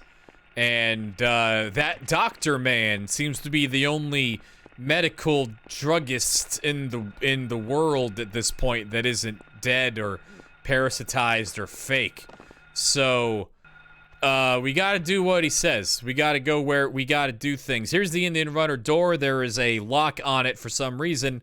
So we're just gonna put in the combination that was on the receipt. Doop bada beep bo beep bada bo. Yeah, robber, fuck you. God damn it. Okay. So now we're in this convenience store, or the general store, or whatever store. There's toilet paper here. No one has any comments on the toilet paper. It's just toilet paper. It's fine.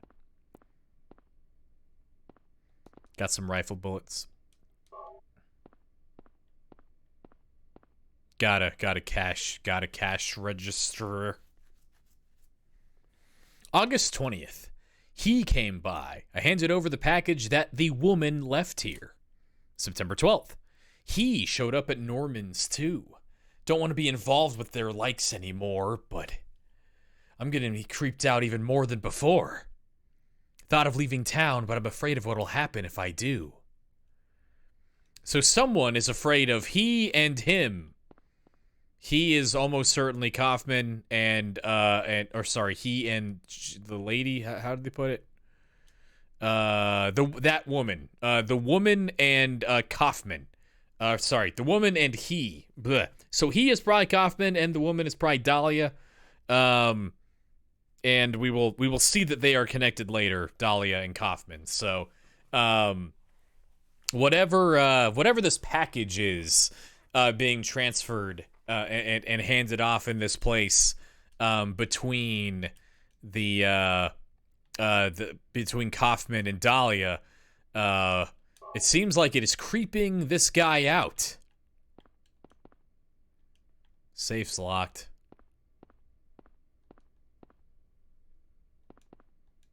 There is a drawer. Do you want to open the drawer? There is a safe key. I like to think the doctors and nurses are real people who got parasitized. I don't think the game contradicts that idea. Like the Book of Lost Memories talks about like characters and people in the town being like models for the things that are being manifested, at least in 2. I don't think the game like contradicts that idea at all. I think that is perfectly good headcanon. That might be mine at this point. We got a key. A key to the safe. Let's look in the safe. Let's see what this package that was being transported through this place is. Oh my god. Just use the key. Fuck you.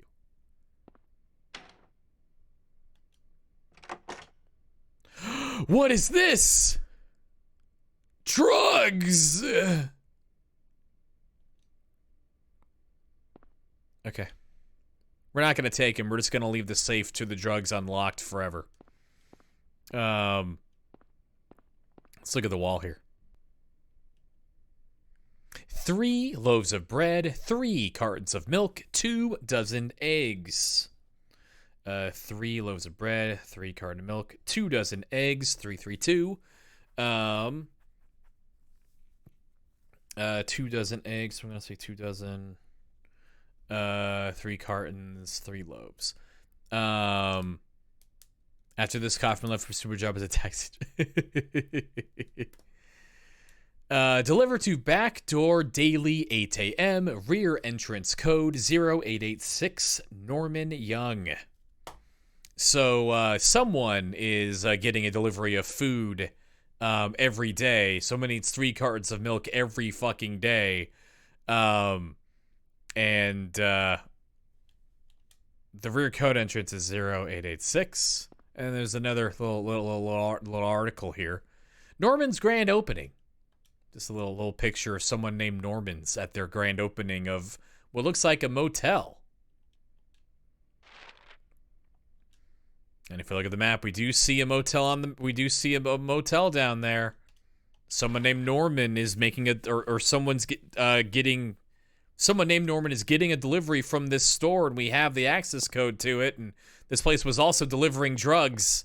So let's go learn the secrets of their supposed loaves of bread and their 3 cartons of milk a day. Somehow. Sure.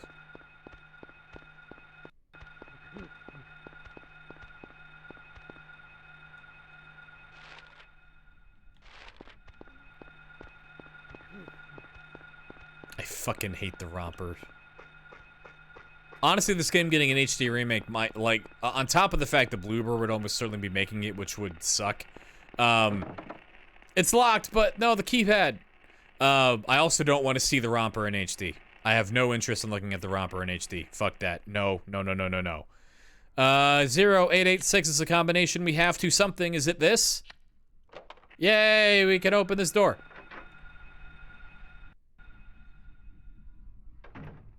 Alright, so let's look around. There is a magnet. We have a magnet. There's a poster of a lady made out of about 17 pixels here. Oh my. So this newspaper, I mentioned earlier when we were in the hospital, all the monster designs be... and honestly, I think this game... being low res and like having their features be abstracted just by like the fact that the graphics are a little janky, I think it helps. I think it really, especially the Incubus, like strikes or makes their designs like more striking, where you can't even fucking tell what they're supposed to be exactly. I like the way this game looks a lot. I think this game looks incredible. I'm also in the back here with this newspaper that I will explain in a second. There's a butt back there. So, TOS. Anyway, they should use chest-high walls in a cover system. I agree. Just get who makes Gears of War? Just give the Gears of War people the Silent Hill remake. Why not? I what I want is Heather with a sniper rifle shooting like shooting pendulums from a rooftop, just going, that's 1, that's 2, that's 3, that's 4, oh that's 5 motherfuckers. No, Cliff's busy making failed battle royale games and getting drunk. Anyway, this newspaper. So we saw this newspaper in the hospital. But there was an article clipped out. And Harry noticed that there was an article clipped out. If we didn't look at that newspaper in the hospital, Harry wouldn't care about this newspaper here, which is the same, the same edition of the newspaper, but without that article clipped out. I mean, it could be behind the shoulder. It would totally It would totally be that setup for sure. Because we're just abandoning all the video games that we thought were good back in the 90s. Like Final Fantasy VII isn't a turn-based RPG, which makes me sad. As much as I've never fucking played 7, but I just want I want a turn-based RPG that doesn't suck. Bravely Default exists and I didn't play it, but still. Anyway, this newspaper. It's the same date as the one in the hospital. Investigation stalled. PTV dealers still at large. ATB isn't turn-based. I believe you. I haven't played 7. We have Yakuza. We do have Yakuza 7. I've tried to play that game 3 times. I feel like that's probably a sign at this point for me. Probably.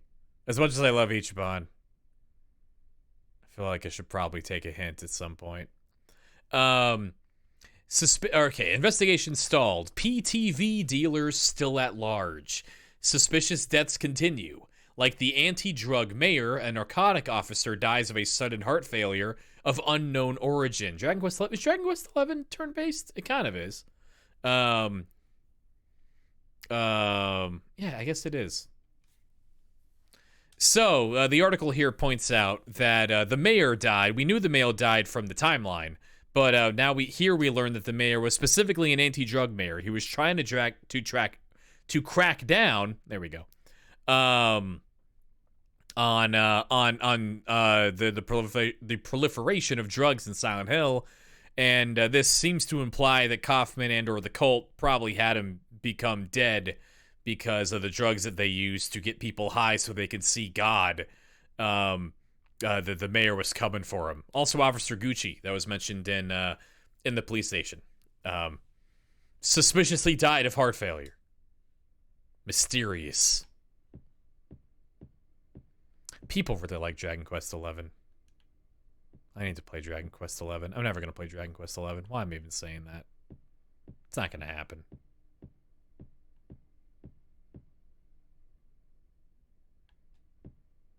I should save. It's been a minute.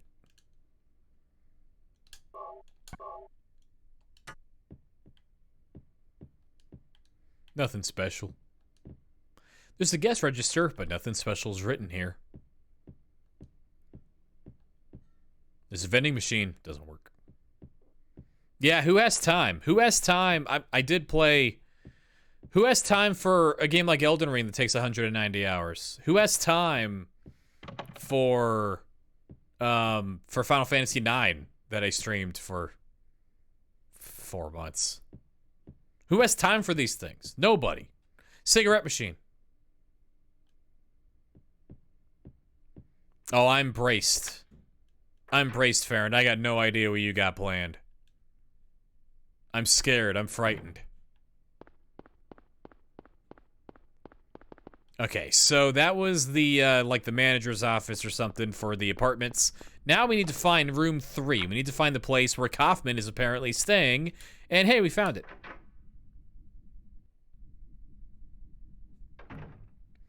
So Dr. Kaufman, a doctor in Silent Hill, is hanging out in a sketchy motel in Silent Hill, apparently.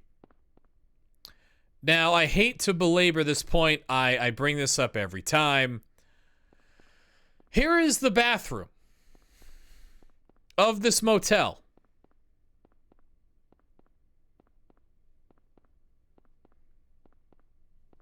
Is something missing?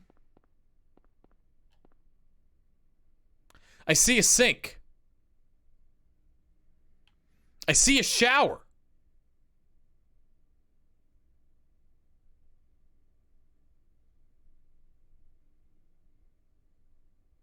Where does the man poop? I'm not saying the game is about poop. I'm not arguing this. Why do they have a Japanese-style bathroom? Pee and sink, poop and shower? Multi-purpose toilet shower.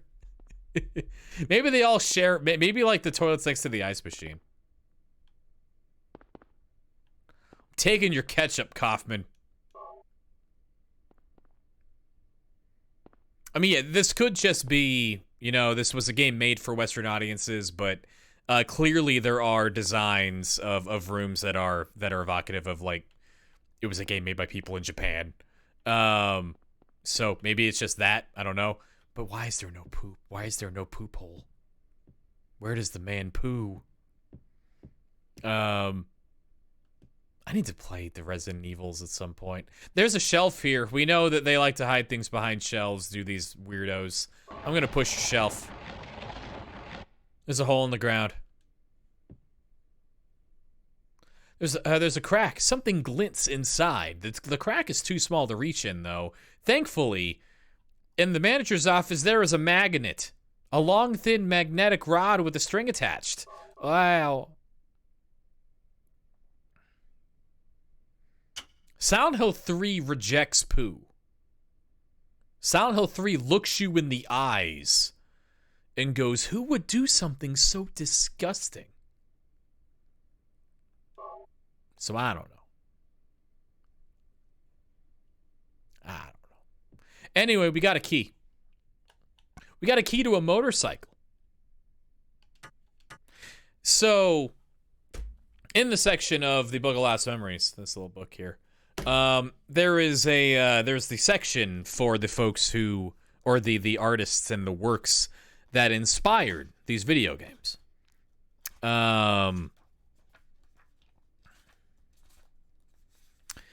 So, number one in the book section is Stephen King. Number one in the film section is David Lynch. Now, I don't know if you've seen Twin Peaks, but people who made this video game definitely have. Let's go find that motorcycle.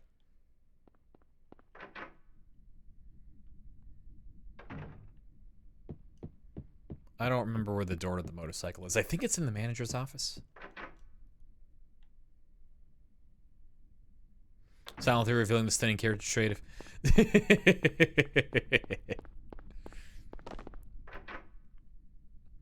For being the only character that, like the only playable character in the series that, like, has agency in the story, that has, like, an active role to play in the story and isn't just passively being dragged along the town, or whatever the fuck happened at 4. Heather is, like, weirdly plays, like, the straight protagonist, like the person who is just, like, over what is going on the most. Heather's great. Heather's an awesome character. Here's a motorcycle. Looks like it's been sitting here for years now. Remember back in the hospital when Dr. Kaufman's office, Dr. Kaufman's the director of the hospital, we saw in the director's office that there was a vial of shattered red goo. When Amusement Park becomes like her. Yeah, no, she's so over it. It's great. In Dr. Kaufman's office in the hospital, it looked like there was this, like, signs of a struggle. Like, someone broke in and just tore that place apart until they found this vial of red goo and destroyed it. Someone did not want Kaufman to have that red goo, whatever it is. Anyway, I have this key that... Ah!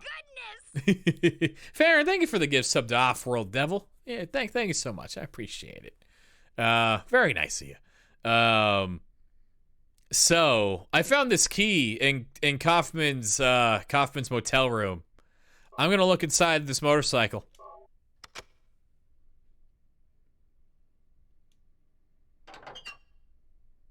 Hey, it's a small glass vial wrapped in a plastic bag.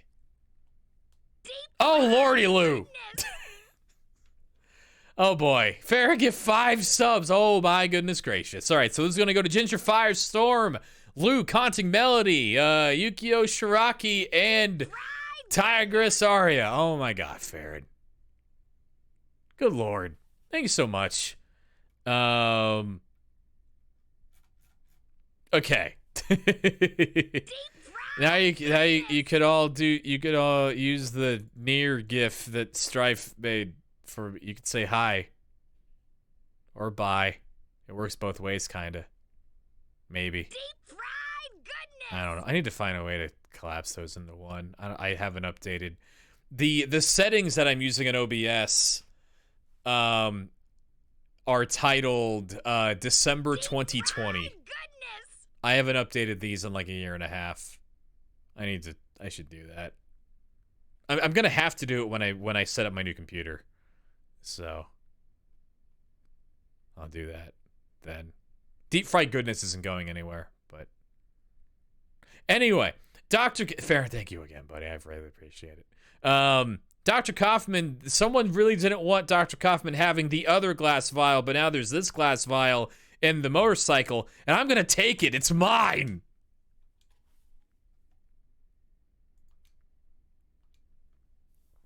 It's like the busted vial I found in the director's office at the hospital.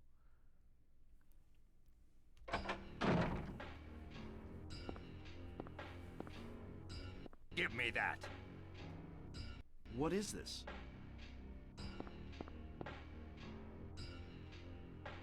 That's none of your business. Instead of messing with that, how about coming up with a way to get out of here? You shouldn't be hanging around here goofing off. What do you think you're doing? You want to get yourself killed? Get out of here. Okay, take it easy. Unless you want to die, keep your mind on business. Got it?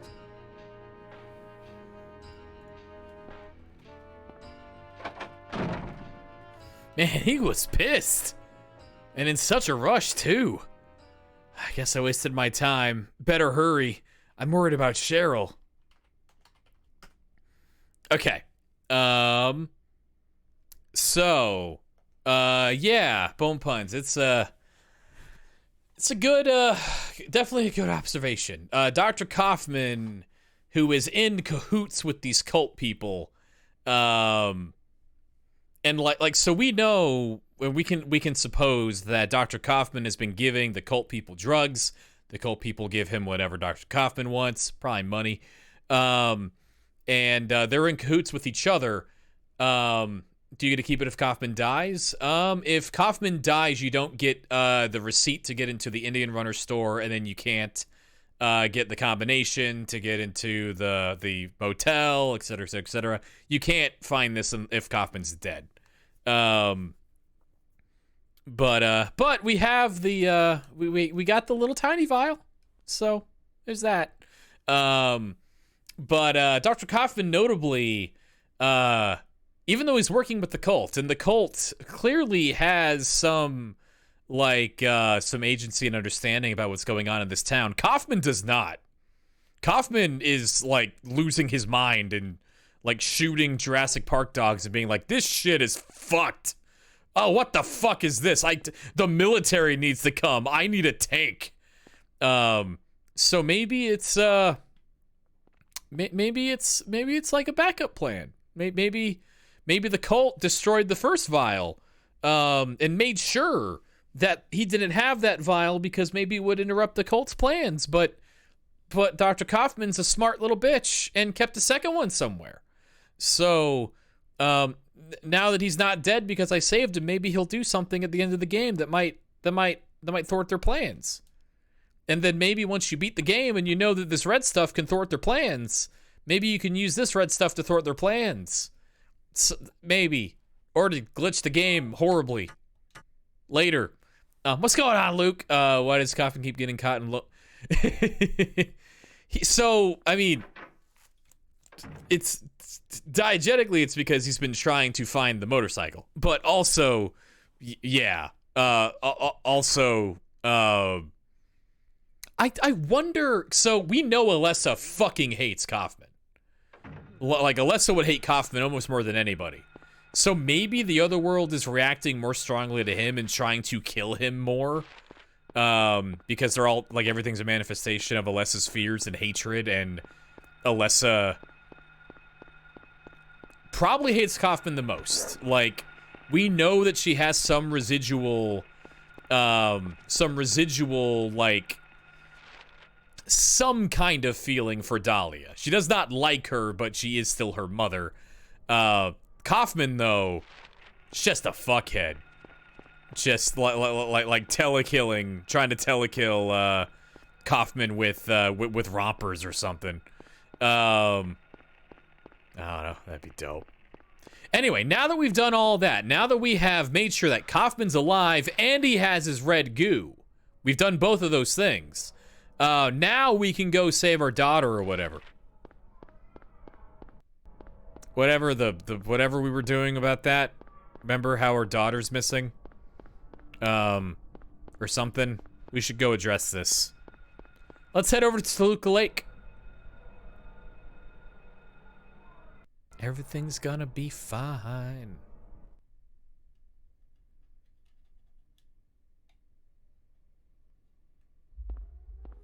Ooh. What's this? Oh. Oh. Huh?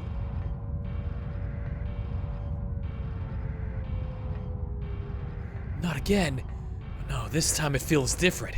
Rather than shifting from reality to a nightmare. This is more like reality becoming a nightmare.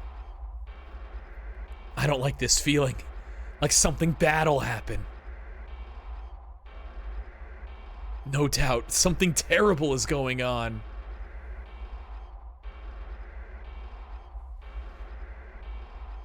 Yeah, no, this is my favorite actual Otherworld transition. Except for maybe 1 and 3.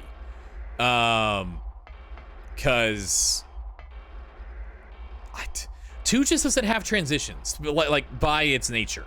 2 has good Otherworlds, it just doesn't transition because no one's at the reins.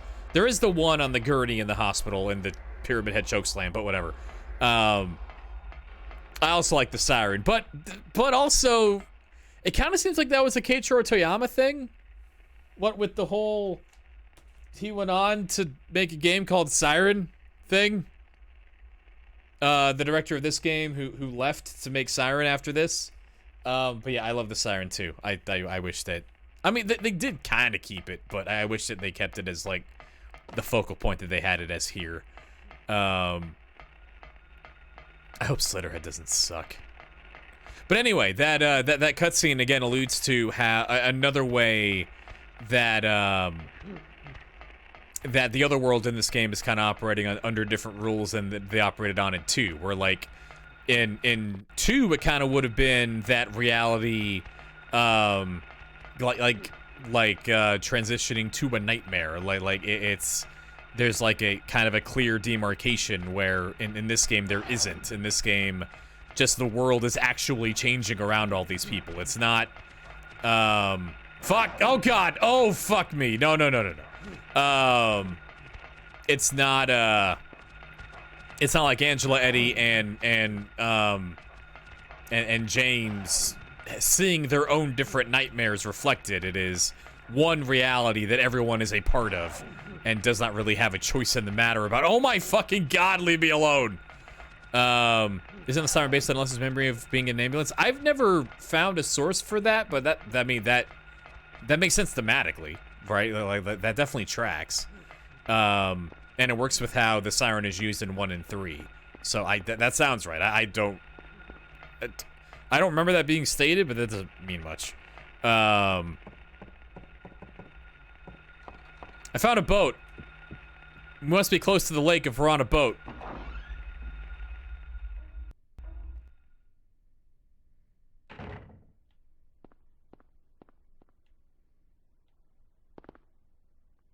Here's a guy. Here's a guy wearing gloves with a bag over his head, all mutilated and buff. Just kind of bolted to this bulkhead here.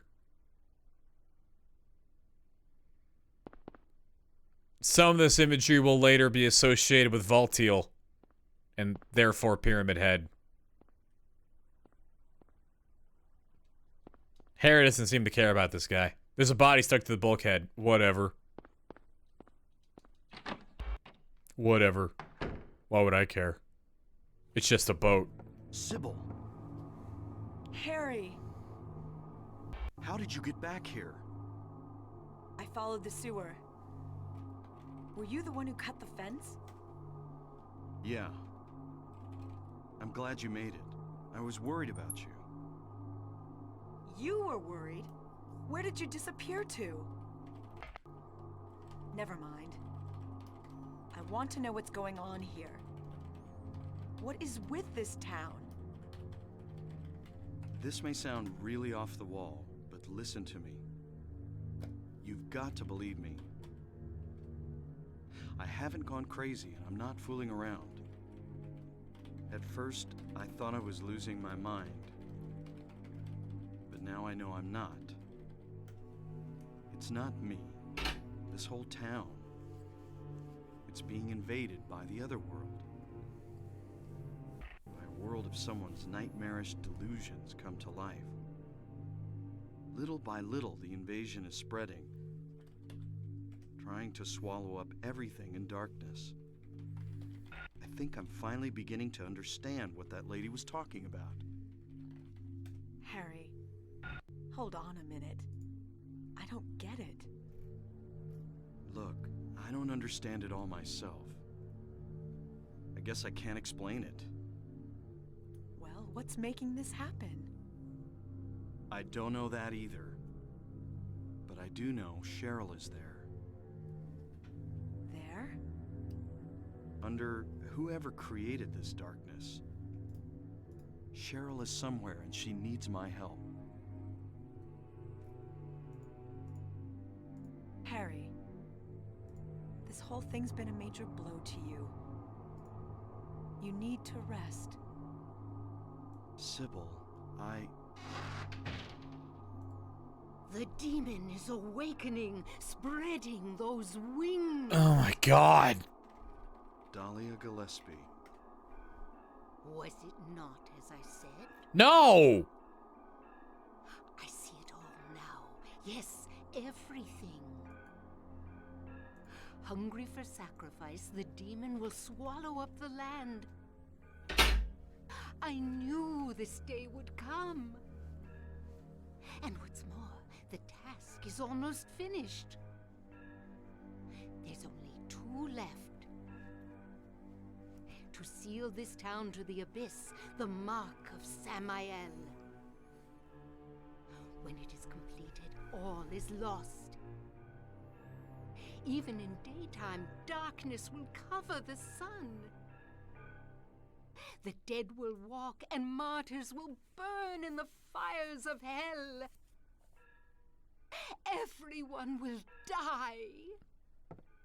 So what am I supposed to do? I've got to save Cheryl. It is simple. Stop the demon. The demon taking that child's form. Stop it before your daughter becomes a sacrifice. Before it is too late. Stop it! Stop it! What do I do? Go to the lighthouse on the lake. And to the center of the amusement park. Make haste. You are the only hope. Look, Harry. I really don't get what's going on. But if there's a chance we can save your daughter, I'm in. I'll check out the amusement park. You go to the lighthouse. Sybil, thanks.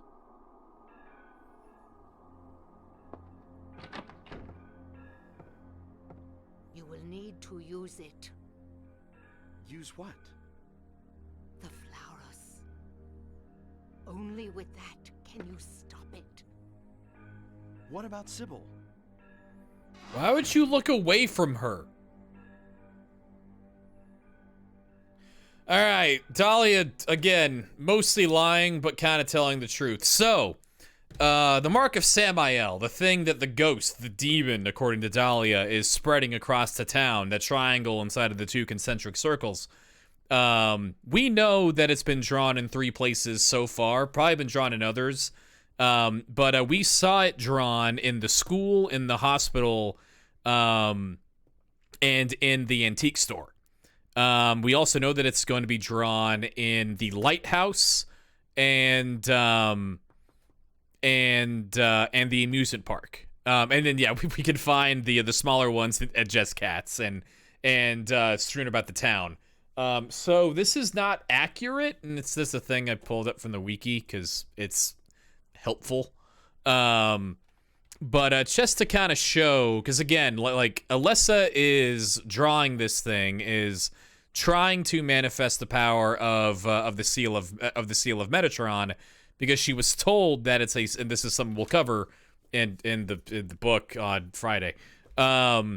She was told that the seal of Metatron is a font that you can use to just obliterate something, to completely annihilate something. So again, Dahlia's not really lying that hard there about it. She's making it sound more demonic by calling it the Mark of Samael, but again, Samael and Metatron are the same entity in Kabbalah, so not that much of a lie. And if the seal is completed, she's probably not wrong that everyone in the town will die. The rest of the thing with the dead rising and the martyrs burning in hell is probably that's not real. But that probably does mean Harry and Sybil and Dahlia and Kaufman will die. But also means that Alessa will die, and then Alessa's plan is completed. Anyway, here's the thing from the wiki. So, Emil, where are you, my boy? So, these points here. Oh, Emil, I need you up top. Sorry, 1 second. Okay. So, here is the elementary school. Here's Lakeside Amusement Park. Here is the lighthouse. Here's the hospital, and here's the antique store. So you can see vaguely that the shape that Alessa is drawing with the known points on the seal of Metatron that she's drawing here is a triangle, which is similar to the shape that is drawn in the actual symbol of the seal of Metatron. So you can kind of picture that Alessa is going through spreading this symbol throughout the entire town, throughout all of Old Silent Hill up here. So if she completes it, then boom goes the dynamite. As far as Alessa knows, boom goes the dynamite, everyone dies. And this is a much bigger conversation, but the book also points out that, like, and this actually comes up in Silent Hill 3, that's kind of an urban legend, and it's probably not true, but, and, like, it is not true in 3. Vincent gets the seal of Metatron, and it does fucking nothing. But given that Alessa has the power of God, and given that the form of God that is born at the end of the game depends on whose image of God is dominant at the time, either the incubus with Dahlia or the incubator with Alessa, it kind of tracks that, like, if Alessa thinks the Mark of Samael is going to blow up the town, given that she has the power of God right now, it probably actually will. Because she can kind of do whatever she wants right now. So, in a way, we should stop her, but also, does she have the power of God and anime on her side? No, that's what Homecoming wanted to do. Homecoming wanted Alessa to have a Super Saiyan battle over Toluca Lake. That's God and anime, which is why that game was almost... Honestly, given... That would have been so painful in 2008, but given where the series went after that, it would have been fun. Watching Alessa and Josh have a Super Saiyan battle over Toluca Lake, that would have been funny. I don't know. I would have been pro that in retrospect. Anyway, let's stop our daughter from blowing us up. And then maybe do something to help her. Maybe. I don't know. Whatever. Right? At this point, it's a more fun way for this series to have imploded than it actually did. And at least it would have been funny.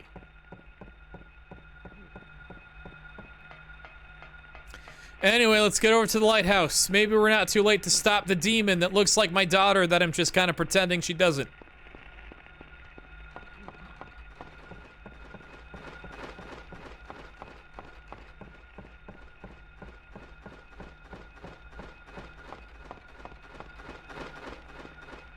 Shit, I mean, I could see them going for that, because yeah, Alessa with the fire and Josh with the water, what with the drowning. Honestly, if they did that, that's not the word, that's not, it's better than Downpour. That is better than Downpour. Alessa is Silent Hill Charmander, and Josh is Silent Hill Squirtle. Better than Downpour.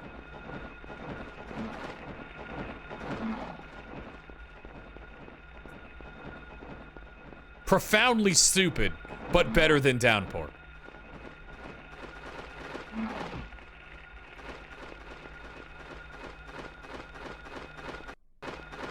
Leave me alone!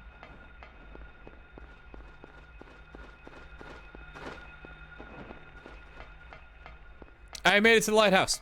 Time for my favorite camera angle in the game.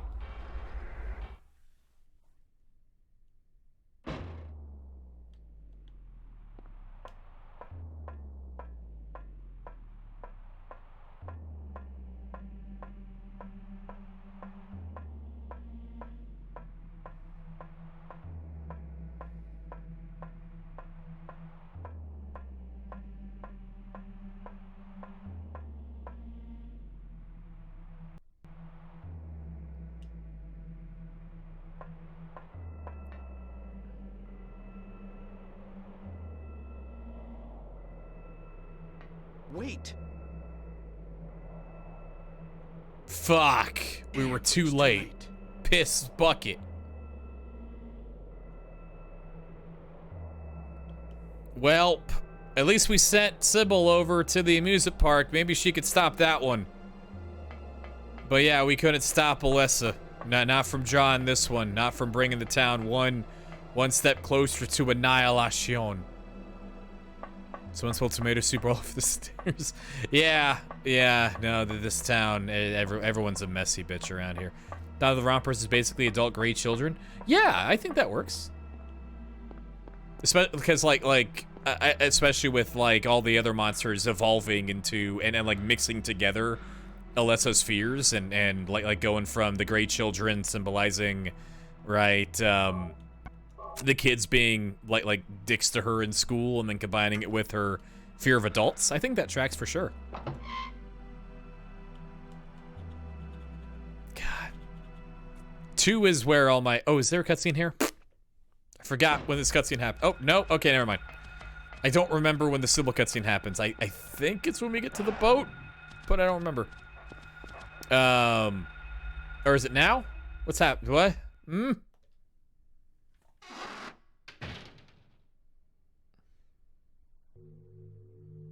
Sybil hasn't come back. Was that the plan? Did you say to come back? Or what? That creep's sure to show up at the amusement park pretty soon. Wow, it's your daughter. Be on time. Kind of.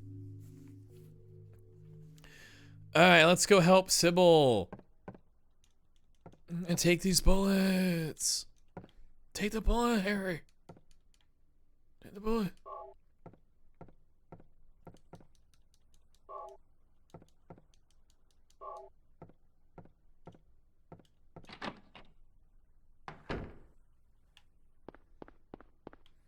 This doesn't change, right?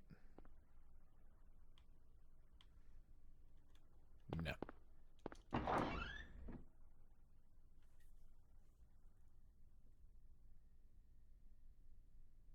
loads are so long, I can't tell. Okay, it's not a cutscene. All right, let's get over to the amusement park. Let's look at the map. So we need to go back to the dock and then we need to head west. Because Lakeside Amusement Park's over here. To Lakeside Amusement Park, it says.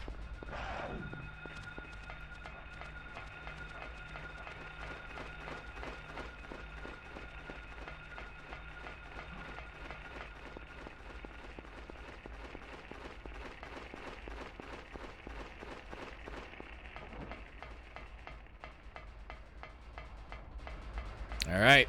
Once we get over here, I believe we're gonna hit a cutscene, although I'm not sure. Hey, Lakeside Amusement Park.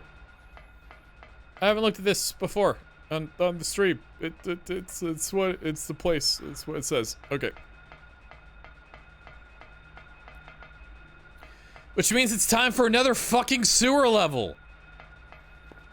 Isn't that how you get to Disney World? You go to Walt Street and then everyone piles into the fucking poop basement? Could Sybil have gotten to the amusement park from here? I don't know. Maybe. Why is this here? This sucks. Why?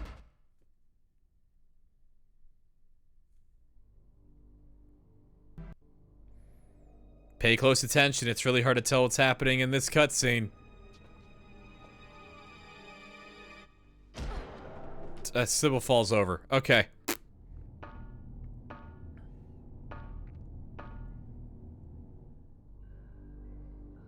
Hey, look, it's the mark of Samite Metatran. Anyway, what happened there was Sybil got punched in the face by one of those parasites that infected the nurses and doctors. No, it's not at all clear from the Middleton. Sybil slipped in the tomato soup. Exactly. All of these things. God, fucking lizards.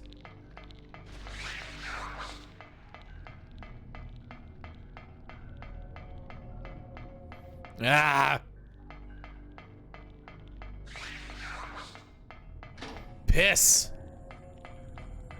Seal of Metatron is all over this sewer. Ooh, hey. At least this one has the robed figures. At least this one has these little connections where you can see that it seems like the execution people seems like they bolted people shut in the poo holes in the sewers and made them breathe in poo gas for a while before they got stabbed with stabbing pencils or whatever. Before Pyramid Head came down and cut him in half. Effectively, your only ally is out of commission because she got slugged in the face. Yep, but... And you don't... Oh, God, I'm almost dead. So, on the first playthrough, you probably wouldn't... You might not even notice that she has a parasite, because you only really see it after you kill her. And 2, you might not know how to deal with the parasite unless you get the ending where Kaufman does something with that red goo. But now that we have seen that ending and we know that the red goo does something to the effects of the other world, we do have that red goo here. So maybe we could save the cop.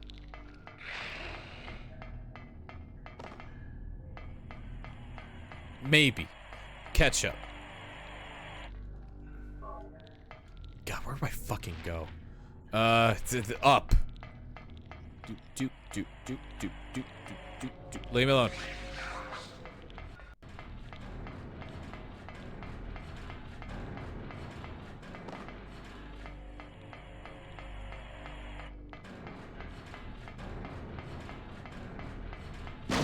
Ah, loud noises.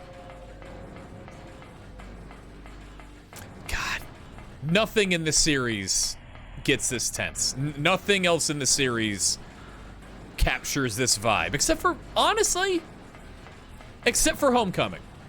Homecoming, I feel like, gets close at spots. And 2 isn't trying. And 3 isn't really either. Like, I'm not saying that the other games are worse at this. They just, they don't try for this, like the town is coming for you and everything feels fucked and you don't even know where to go, and like even running down a hallway is hard because the world is falling apart around you.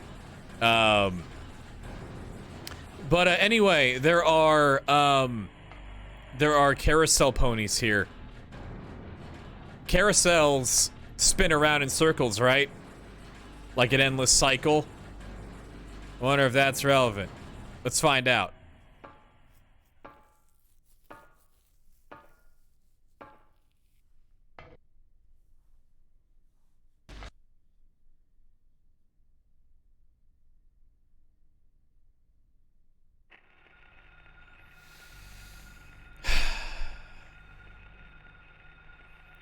Okay. So I didn't plan this good because there's a thing that I really want to do because I didn't do it last playthrough. So what normally happens here is you run through Lakeside Amusement Park, which we just arrived in, until you get to the carousel. The carousel is, because it spins around, it's symbolic of the endless cycle that Alessa's been stuck in forever. And then Sybil shows up, and Sybil points a gun at you, and she's been parasitized, and she's got red eyes, and she tries to kill you. So you have two options at that point. One, you can kill Sybil, and then that leads to the good or bad ending, the versions of the endings that don't have plus, that don't have Sybil at the end of the game. Or if you somehow glean that this red goo here can affect the parasite that Sybil's infected with, or if you're playing the game for a second time and you can piece that together from what happens in the end game, you can use this red goo on Sybil during the fight, and then the parasite escapes from Sybil and you save her life. And then you have a conversation. But we're not going to do either of those. We're going to pick a third option.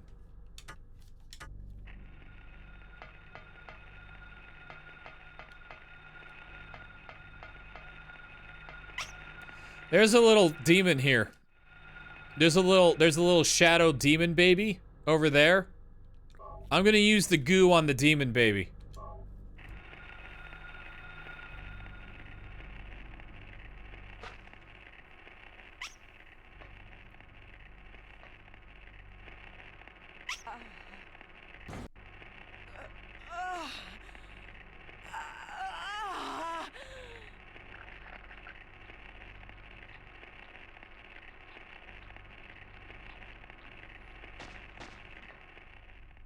Sybil! Wake up! Snap out of it! Sybil! Harry, what happened? Shh! Don't talk. I'll take care of you.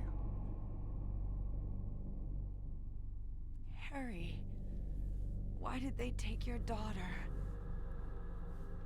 Why her? I'm not sure myself. But, you know, Cheryl isn't my biological daughter. I actually haven't told her yet. She probably already knows anyway, though. We found her abandoned on the side of the highway. Nobody knew where she came from. We didn't have any kids of our own. My wife was sick, and it didn't look like she was getting any better. So we took Cheryl in. So in that case... There might be some connection between Cheryl and this town. So what do you do now? Cheryl is my daughter. I will save her no matter what.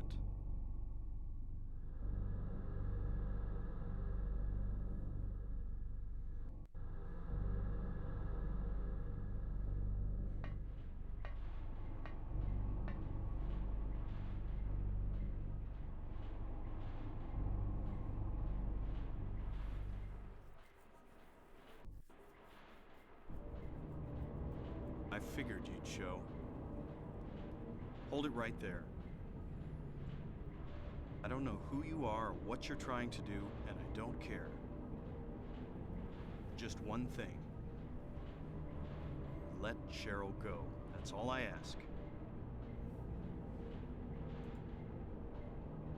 What? Alessa's a Jedi.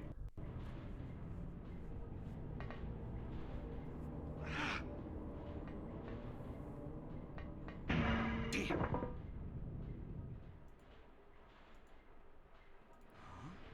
You need to use it. What is this? The Cage of Peace.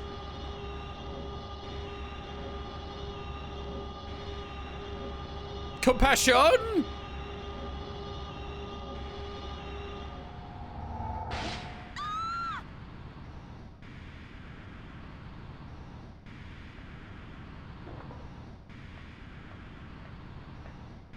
Where's Cheryl? Give me back my daughter.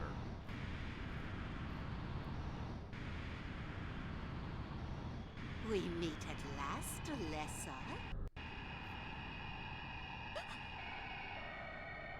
Dahlia Gillespie?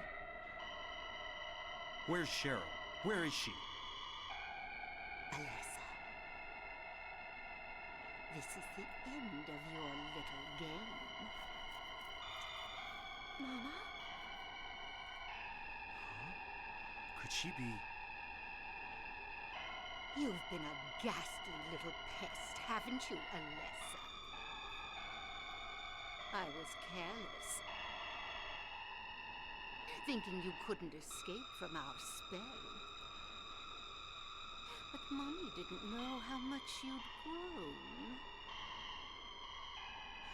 That's why I couldn't catch you all by myself. But what a pity, yes? Now you're half indebted to this man for his help. Hey, what are you talking about? Alessa, my dear little girl, there is one thing left I need you to do for me. No! Get away from me! Bad girl. Everything is ready. Let's go home.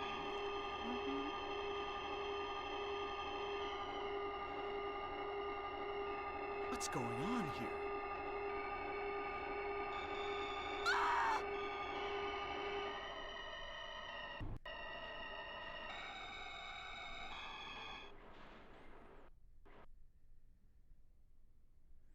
Be sure to look at the face. Look at her face.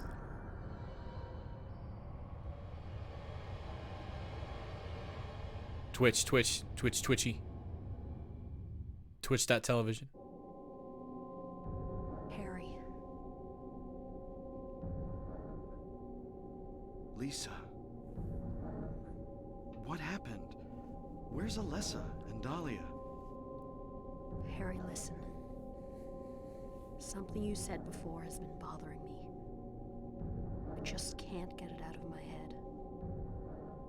What is it, Lisa? So I went to look in the basement, even though I was scared as hell. Like you said, there were these creepy rooms, but nothing really unusual down there. But while I was down there, I got this weird feeling. Like I'd been there before. Like something happened there, but I can't quite remember somehow. What was it? Harry, help me. I'm so scared. I can't take this. It's only a temporary thing. You're in shock from when you were knocked out. Don't fret about it. You'll remember after a while. No. You don't understand. Wait! Where do you think you're going?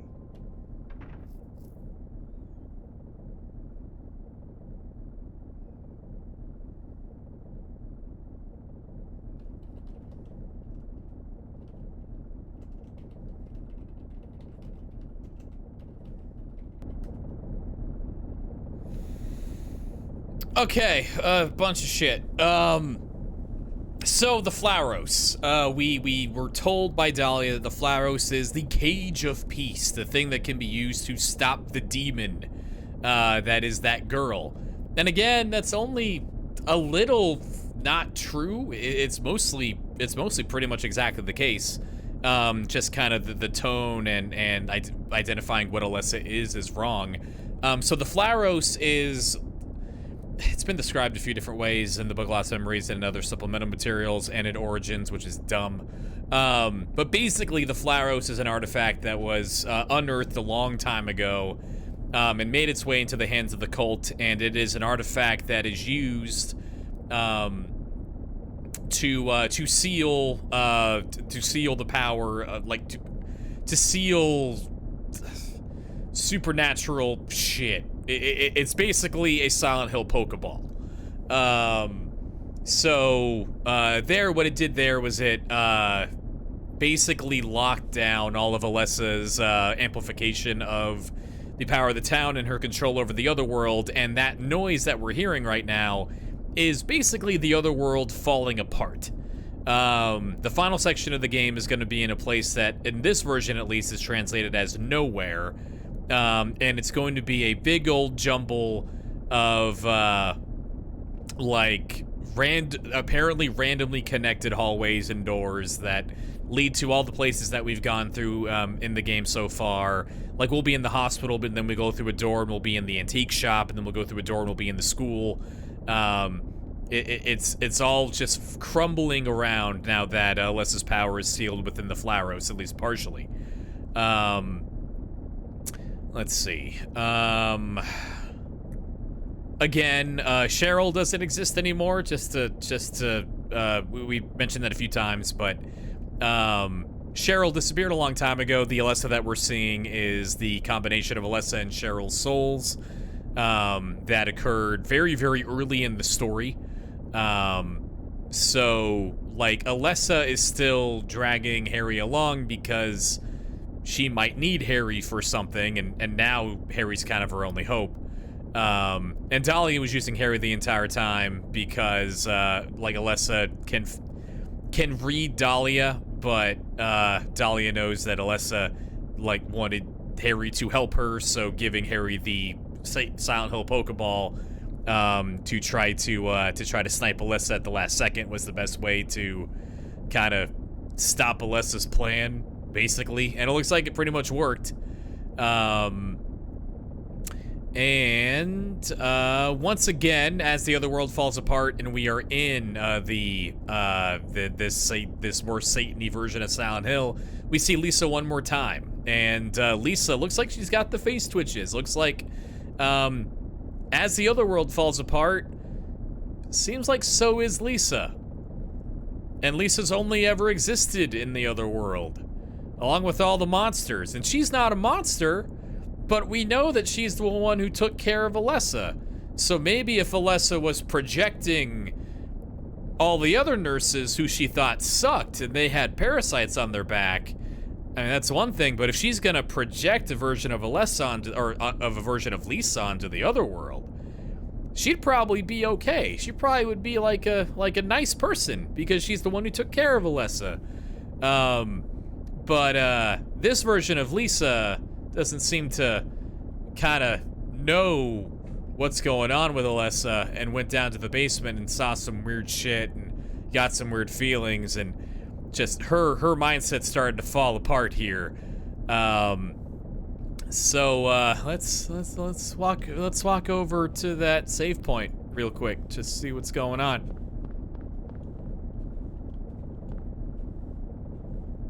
Where are we? Nowhere.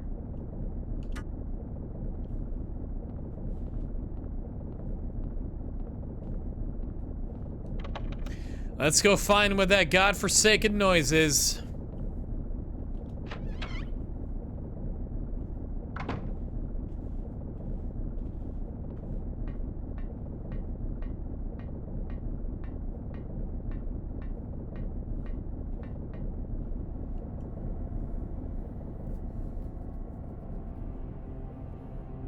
I'm being summoned.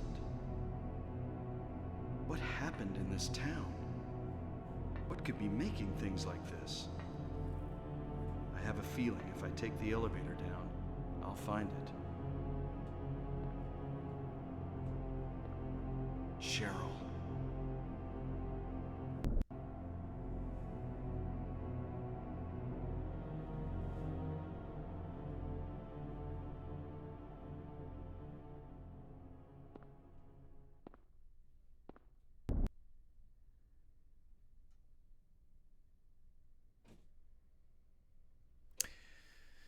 So, here we are in Nowhere, the final area of Silent Hill 1. Now, we mentioned back in, creepy. Oh! Anyway, we mentioned back in the shopping mall that these glyphs here, including this glyph here on this door, the glyphs that showed up on the television screens, were going to be important. And these are the glyphs that we're going to use as our guides through Nowhere, while basically nothing else is going to make any fucking sense. For example, we were just in the hospital. And, okay, this is still the hospital. But here's a bird cage. And we could hear a bird. And now there's a key inside the bird cage? Whatever. And that was the nurse. Fuck. Fuck. Fuck. Fuck. Fuck. Fuck. Fuck. Fuck. Fuck. Fuck. Fuck. Fuck. Fuck. Fuck. Fuck. Fuck.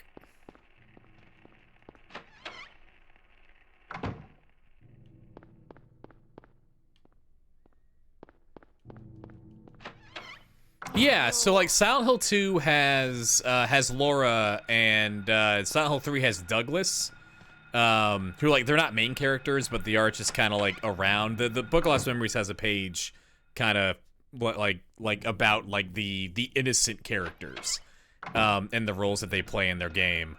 Anyway, so here's the hospital. We're in the hospital. I'm gonna go through this door. Here's the antique store. What? Sure, whatever. Now we're in the antique store. I don't know. Who gives a shit? That's weird. So, you know, in the second room, there's a key. Yeah, there was a key stuck in a faucet, but, I'm just kind of setting up Nowhere, because, also, hey, Knoxville, how you doing? Because I do, unfortunately, have to stop here for the night, because I need to be at work in 7 hours. So here we are in Nowhere. Here we are in the final part of Silent Hill 1. The other world is falling apart. Alessa's grip over the powers of this town have fallen, and she has fallen into the hands of her mother once again. And unless we, Harry Mason, man with goo,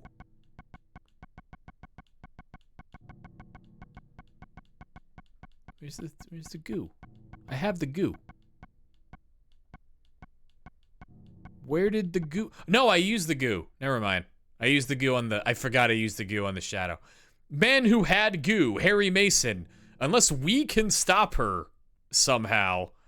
Alessa's gonna give birth to God. Which, Alessa's plan involved blowing up all Silent Hill with the Seal of Metatron, which probably only kill like 8 people. But if God is born, I mean, that's Endgame. That's it. That's like Thanos times 2, which is everybody. So, hopefully we can navigate our way through this broken version of Alessa's Otherworld fast enough and find a way to prevent God from being born, probably with this gun, because I didn't get the rifle, so I can't do the fun glitch where God kills himself. I'm probably just gonna shoot God with this gun a lot. It'll be fun. But the plan is, Friday we will come back. We will read way more of the Book of Lost Memories, because we can cover pretty much everything that involves the first game.